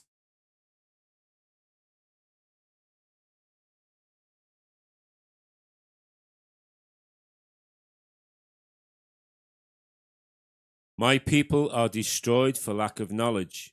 Because thou hast rejected knowledge, I will also reject thee, that thou shalt be no priest to me. Seeing thou hast forgotten the law of thy allure, I will also forget thy children. So we lack knowledge because we have rejected knowledge. Now, what is the problem here? We are in the information age.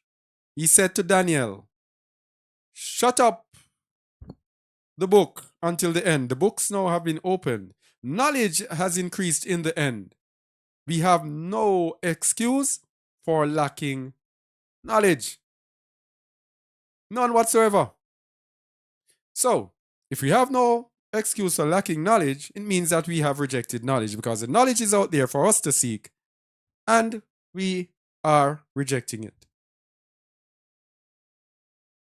So those of us now who people have brought knowledge to us, we are in double predicament. Not only have we received the knowledge, but now we have rejected it. So we have judgment that awaits us. Verse 28. He that despised Moses' law died without mercy under 2 or 3 witnesses. Of how much sorer punishment, suppose ye, shall he be thought worthy who has trodden under foot the son of Allure, and has counted the blood of the covenant wherewith he was sanctified an unholy thing, and has done despite unto the ruach of favor. All right. Remember, in Numbers, it says they despise the word of Yahuwah. Now, doing despite unto the ruach of favor. Remember, Hamashiach said in the book of the Nazarene that what you do against the Most High will be forgiven, what you do against the Son will be forgiven, but what you do against the powers of the ruach will not be forgiven. Now, here we are doing despite unto the ruach of favor. We are despising ruach hakadosh. So when we sin willfully in the New Testament, we have been given the ruach and we deliberately sin. It is looked upon as blasphemy, because we are going to look at the meaning of the word despite. The word despite there, done despite unto the spirit or the ruach of favor, the ruach of grace. Despite there is the Greek word enobrizo, which means to insult. So when I having the ruach, you see how easy it is to sin? When I having the ruach willfully sin, do something that I know it is wrong, I must not do it. It says that I am insulting the ruach. The despite, dictionary meaning, the feeling or attitude of despising someone or something.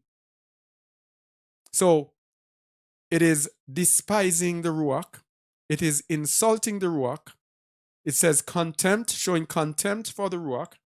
It is malice, spite, an act of showing contempt or defiance. I am showing defiance to the ruach, not fearing Yahuwah for this ruach that he gave me. And this is serious. To treat with contempt, to provoke to anger, which is obsolete. Look at the meanings carefully. Insult, to despise, to show contempt, to show malice, to show spite. That means you do it on purpose. Show contempt. No, you show defiance to the Most High.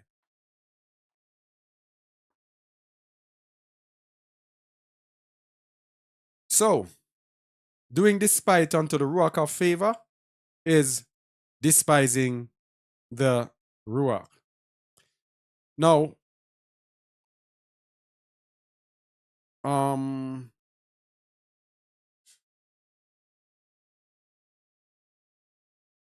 there is good news though about willful sin. We can prevent willful sin. Those of us who sin willfully, it is usually because of a lack of emunah, a lack of faith, and a lack of patience. So when situations come upon us and we are lacking in faith, we are unable to have the patience and the willingness to wait out and believe in the Most High to do certain things. So we decide to take things in our hands, take shortcuts, and therefore we just say, okay, I'm going to do that.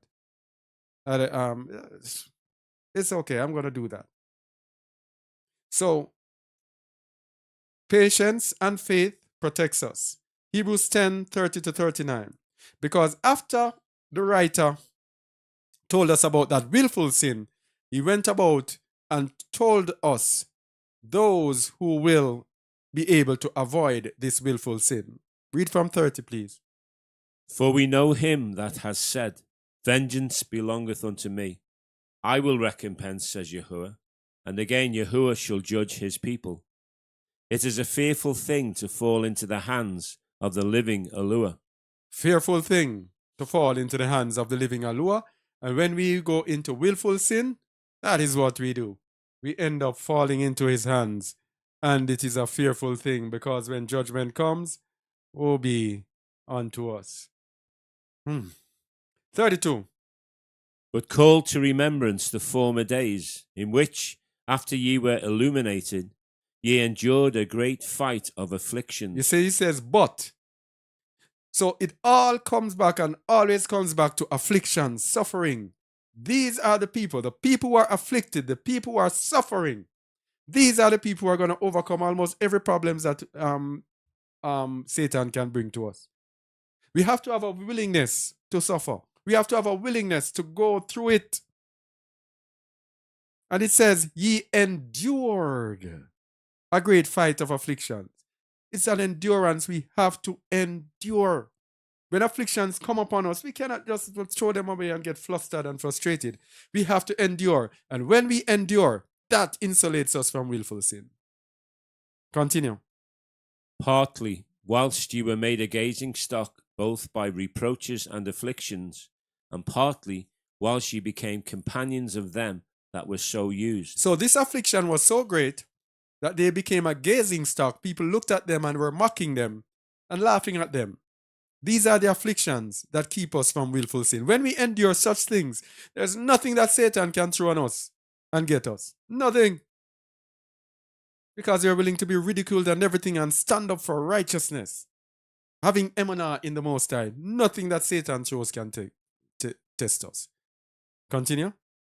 For ye had compassion of me in my bonds, and took joyfully the spoiling of your goods, knowing in yourselves that ye have in heaven a better and an enduring substance. So they were actually, they had their business and their goods were spoiled in all the persecutions that they went through. Shaul himself was in bonds, he was in jail. They were going through all of these things. This is what keeps us as true believers. It's affliction that keeps us true. Why? The flesh is under pressure, and so the ruach has to rise. When the flesh is under pressure and we subdue it, we rise in the ruach, and Satan cannot touch us. 35. Cast not away, therefore, your confidence, which has great recompense of reward. So all that we went through, all that they went through, it's their confidence, and there's a reward that awaits them from your war. Continue. For ye have need of patience, that, after ye have done the will of Allure, ye might receive the promise. So you have need of patience. So it's emunah and patience that while they're going through it, they wait, and in the end is when we receive the promise. We don't receive the promise now. Now is an investment into the time coming. That is why the word says we have to consider our latter days. So everything that we do now must be an investment into the latter days when we will receive the promise. Continue. For yet a little while, and he that shall come will come, and will not tarry. Now the just shall live by faith. But if any man draw back, my soul shall have no pleasure in him. There's the faith now. There's the emunah. The just shall live by emunah. If any man draw back. So when we are under pressure, under afflictions, we cannot and must not draw back, because the Most High says, my soul shall have no pleasure in him. He will have no pleasure in us if we draw back under pressure, under affliction. And the just shall live by emunah. Therefore, when we are going through it with emunah, there will be no willful sin. There will be no blasphemy, because we will be walking under pressure in righteousness. Verse 39. But we are not of them who draw back unto perdition, but of them that believe to the saving of the soul. So we have two contrasts there. Drawing back unto perdition. Perdition is being reprobates. It's damnation. So if we draw back, we are going into damnation, into destruction. But if we believe to the saving of the soul, and believe is having the emunah, the faith, and the patience, and enduring through it all, looking forward to the promise that we receive in the end. So it's emunah and patience that brings us through. Now, what part does our immersion have in this? What part does our immersion have in this? Remember, Acts 2:38 says, Then Peter said unto them, Repent, and be immersed every one of you in the name of Yahushua HaMashiach for the remission of sins, and ye shall receive the gift of the Ruach HaKadosh. So Ruach HaKadosh is the gift that is given, that dwells in us. Let's go to 1 Corinthians 3:16-17, or verse 16 alone, I think, should do it. 1 Corinthians 3:16. Now, when we get that gift, what happens to that gift? Know ye not that ye are the temple of Allure, and that the Ruach of Allure dwelleth in you? So when we get the gift of the Ruach takes us and takes up an abode in us. Now, when it takes an abode in us, now we are now responsible for how we keep that Ruach. And anyhow we defile, anyhow we blaspheme, anyhow we are going to be in problem. Because verse 17 says, If any man defile the temple of Allure, him shall Allure destroy, for the temple of Allure is set apart, which temple ye are. So we profane the temple if we blaspheme the Ruach, and the Most High says he will destroy us. Very serious. Okay, I don't know why. I don't know why. It's not on, is it? Oh.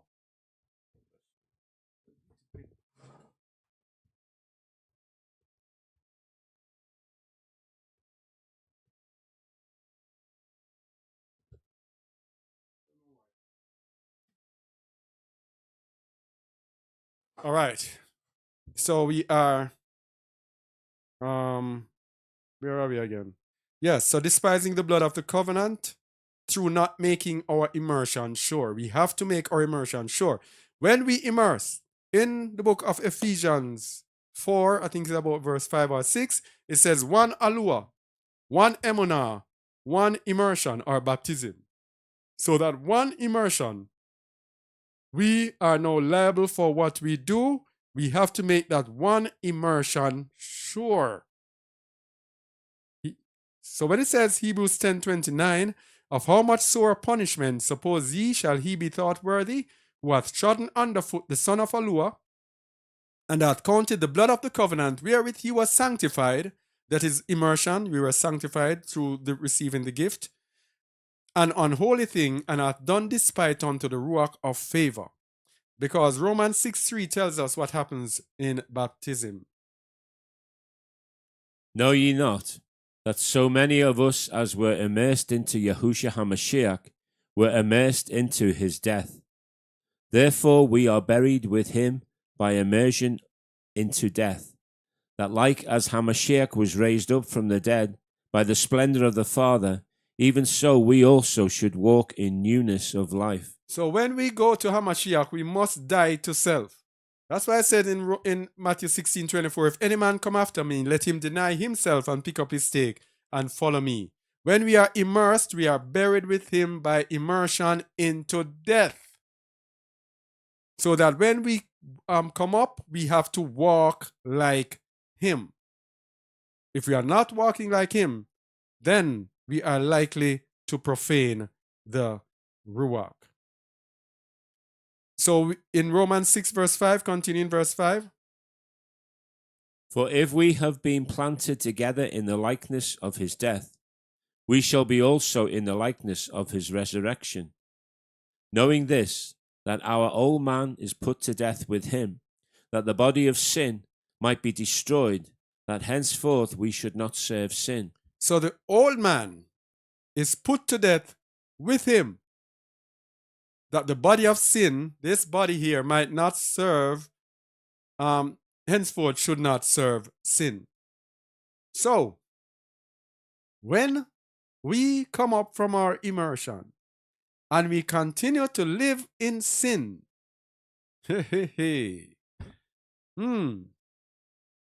then we have stepped on, we have tread on the blood of Hamashiach.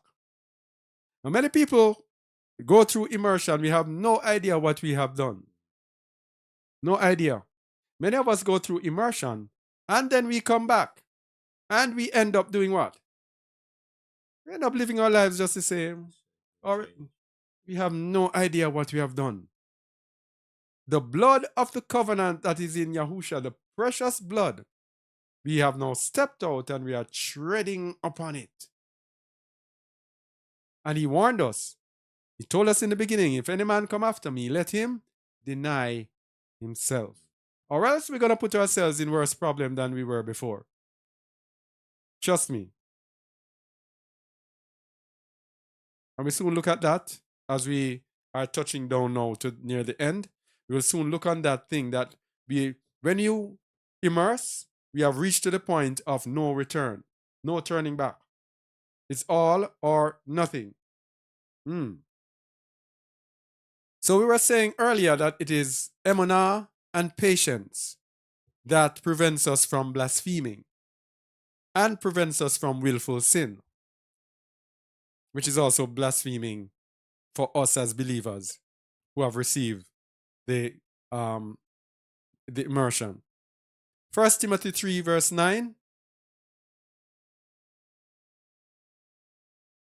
Holding the mystery of the faith in a pure conscience. Holding the mystery of the faith in a pure conscience. Let me explain something. The conscience is what prevents us from blaspheming and from willful sin. Our conscience can either be good conscience, a pure conscience. It can be hardened. We can sear our conscience with a hot iron, which means that we do not respond to anything, we are heartless, or we can have a good conscience when we hear right from wrong, then we are compelled in our hearts. The person who has a good conscience, as soon as they hear something that is wrong, boom, they are convicted. That person will not sin willfully and will not blaspheme. Because as soon as wrong is revealed, that person will be able to identify wrong. Even if that person doesn't know the Torah, there will be something in that person that says, something is about this is just not right, and will opt not to do it. That person will not have to look inside the Torah to find something. This ruach will tell them it is not right. Those people will not sin. A good conscience is essential to insulate us from blaspheming and from willful sin. 1 Timothy 1:19. Holding faith and a good conscience, which some, having put away concerning faith, have made shipwreck, of whom is Hymenaeus and Alexander, whom I have delivered unto Satan, that they may learn not to blaspheme. So Hymenaeus and Alexander, they blasphemed because they put away faith and a good conscience. They put aside emunah and a good conscience. The conscience is important, because inside there is something in us. Hamashiach told us in the book of Nazareth that there's something in us that tells us that something is wrong. What do we do when we are told that something is wrong? It is a good conscience that is going to pay attention to that which is wrong and respond accordingly to it. 1 Timothy 1, verse 5.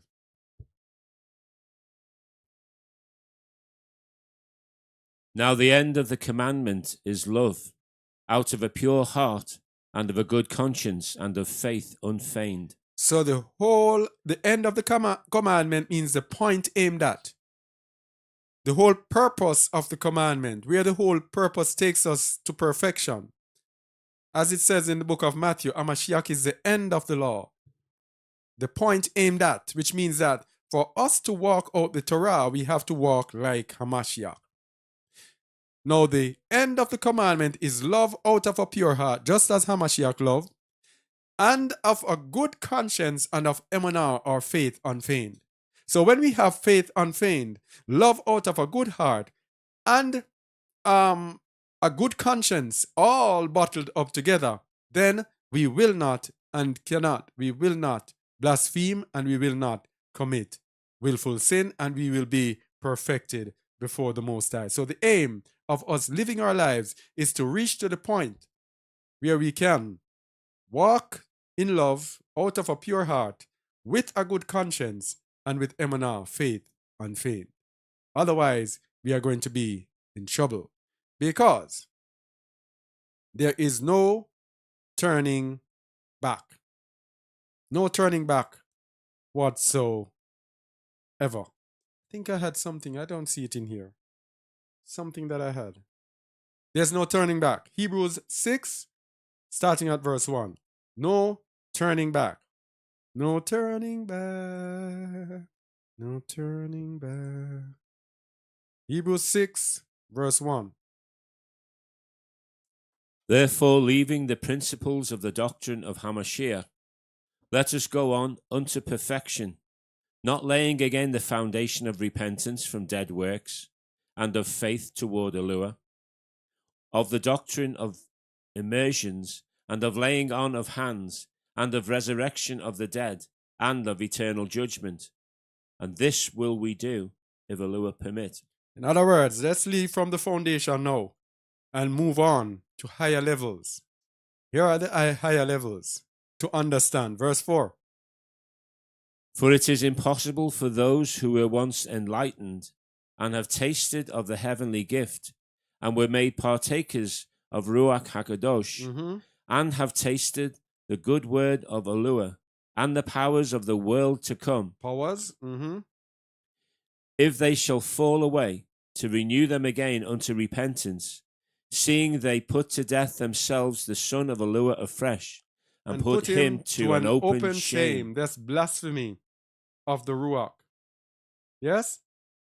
We have tasted of the heavenly gift and were made partakers of ruach HaKadosh. Tasted the good word of Allah.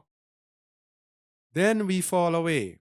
It says it is impossible to renew us to repentance. Impossible. This is blasphemy of the ruach here.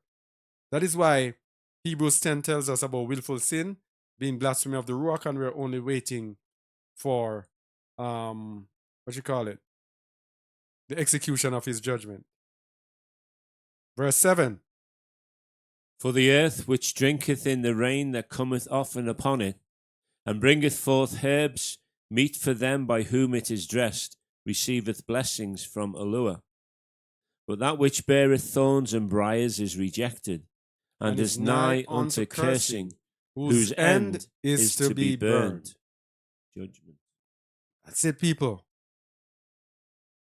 That's blasphemy and blasphemy of the ruach. Not an easy pill to swallow. And we show today how easy it is to blaspheme the ruach. Willful sin being one, and also calling the work of the ruach. Calling the work of the ruach as not being of the ruach. And if it is not of the ruach, if not of Yahuwah, it means it is of the devil. And the third one is lying to the ruach. Those three main ways, the blasphemy of the ruach. And I know what people will be asking, can I get forgiveness? What I would say to people, the Most High's judgment has not been executed.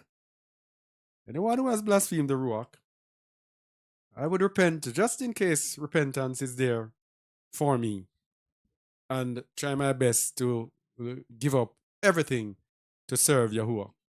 We are not here to condemn anyone or to, what should I say? To turn away anyone. We are there to show everyone the mercies of the Most High. And the mercies of the Most High, who knows? Never give up. As they say in the world, it's not over until the fat lady sings. So never ever give up. But what happens here, you have heard the word of truth, the good news of your salvation. You have heard about the blasphemy.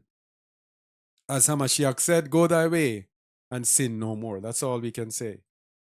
Walk in perfection, walk in righteousness before the Most High. Anything you have to say?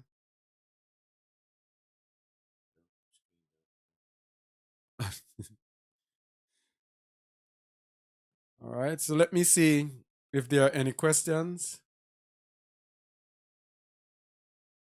All right, we have a short thing here today.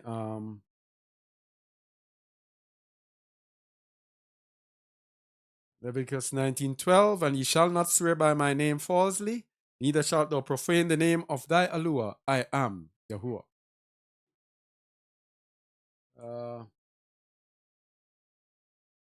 Numbers 6:23 and 27. Speak unto Aaron and unto his sons, saying, on this wise ye shall barak the children of Yasharal, saying unto them, and they shall put my name upon the children of Yasharal, I will barak them.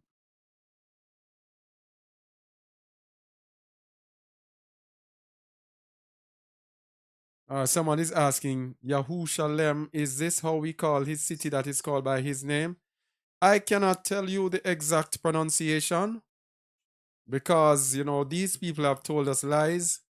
And the thing about with even the languages, it is the same oppressors who gave us the lies who are now coming and telling us that this is the truth. And I don't know.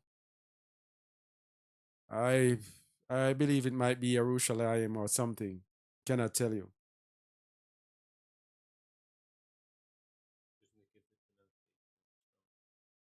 The Strongs.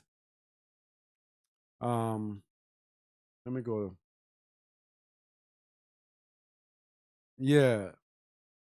It's the same oppressors who gave us the Strongs. This is the thing with the Hebrew.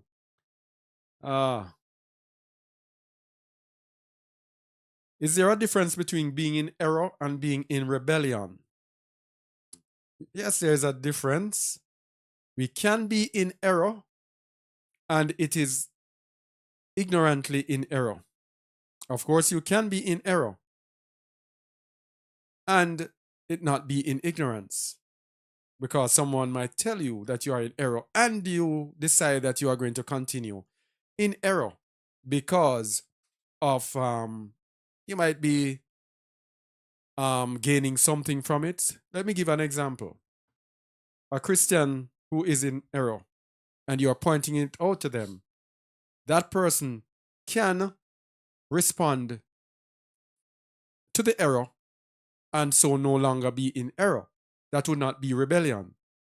But that person now can hear the error and actually now, when they are told that it is error, be stubborn, which is rebellious, and refuse to change because it is something that they have been used to all their lives. It will take too much pain to change, too much demands to change.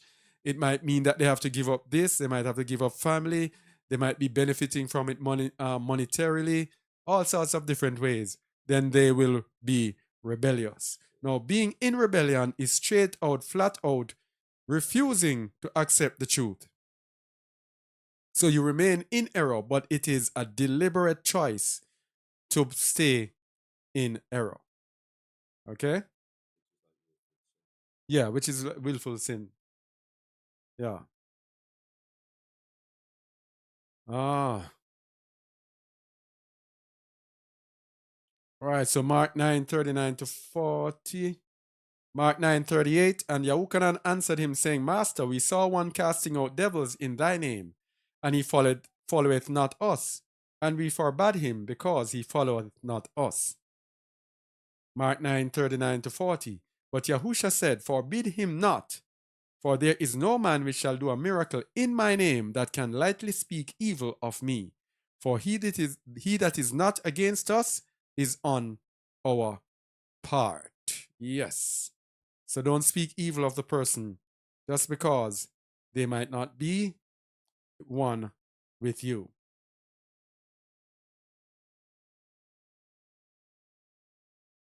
I don't know where this one is coming from. And I answered and said, So then I am destined to grieve for Zion, for your enemies will come to this place and pollute your sanctuary and lead your inheritance into captivity and make themselves masters of those whom you have loved. And they will depart again to the place of their idols and will boast before them. And what will you do for your great name? That's 2 Baruch 5 verse 1. And Yahuwah said unto me, My name and my splendor are unto all eternity, and my judgment shall maintain its right in its own time. So the Most High bides his time, and until it's time for his judgment, then he makes his move. All right?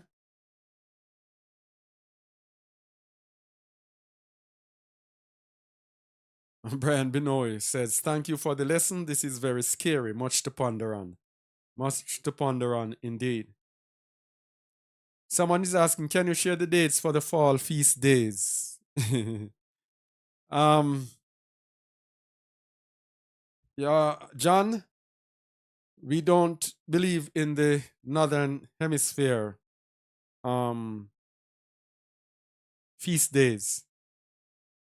What we are looking for at this time are the dates for the spring feast days, because we believe that the original calendar was based on the southern hemisphere, not on the northern hemisphere. Okay? Those who say they are Jews and are not, they originally wanted to set up their kingdom, their Israel in the southern hemisphere. Had they been gotten the opportunity to set it up in the southern hemisphere, then the Passover would be in September. Yeah. So we do not yet have a feast calendar. It just reminds me that we need to get together and get this together, because time is going. September is almost upon us. Okay? All right, but we kind of have figured out the start of the year, and if we figure out the start of the year, then it should be easy. We just have to get together and put it together. All right. All right. So a Shabbat where there's no question. That is good. That means this is actually, what should I say? Conclusive teaching. All right. All right. So Wade Reederman says, I really need to know the feast days. When we come to it, then we will when we get to it, then we will put it out there. The feast days have been the most elusive thing because we believe the Most High has is revealing things to us little by little. Little by little, he's revealing the truths to us. So as he reveals to us, we have to wait on him.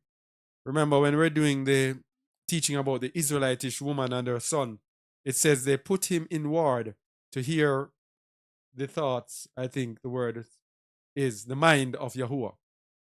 So we have to be waiting to get the mind of Yahuwah. And when we do so, then we will speak.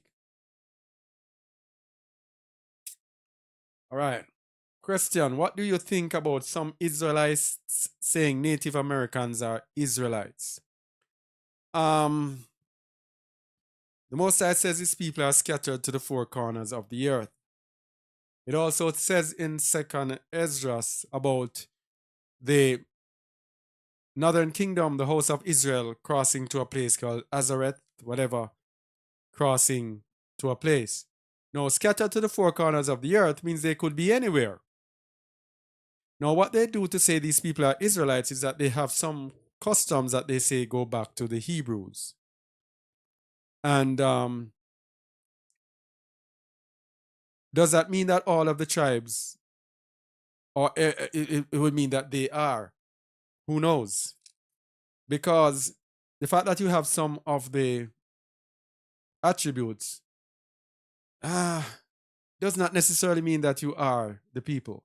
Now, there are some things about the Native American tribes, many of the tribes, that I think actually disqualify them. Many of them are matriarchal, which means they are led by women. No, I don't believe any Hebrew tradition will be led by women. That is the core of our thing. And so many of those, I was watching many of them, Native Americans, they have women leading and they honor the woman and the women make the decisions and they look up to the woman. Even some of the tribes, the children, even boys dress like women in honor of women. I don't know. To me, that doesn't make any sense. Now, when the Native Americans are waking up, so many of them will tell you, don't worry, we are not Israelites. We are not Israelites. They tell you blatantly that we are not Israelites. We also do that as well. But, yeah, I don't know. So I cannot say they are. I can say blanketly that they are not, but it is not something that ah ah anyway. All right.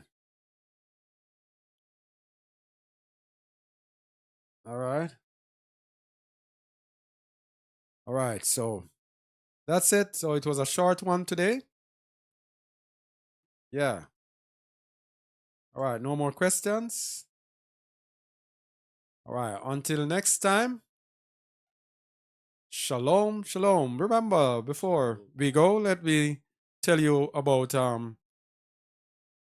what we have to offer. We have different websites, as you can see it here, to the left of the screen. Justaword.org is our teaching website where we teach precept upon precept, line upon line, here a little, there a little. Justaword.tv is our video website where we have all our videos there. These videos that are on YouTube and others, which include our morning teachings that we have exclusively on justaword.tv. So if you like our teachings, then you can go there and get more than what we have to offer. And when you go there, everything is in one place. You won't have anything to disturb you. Okay? Then we have jawradio.org.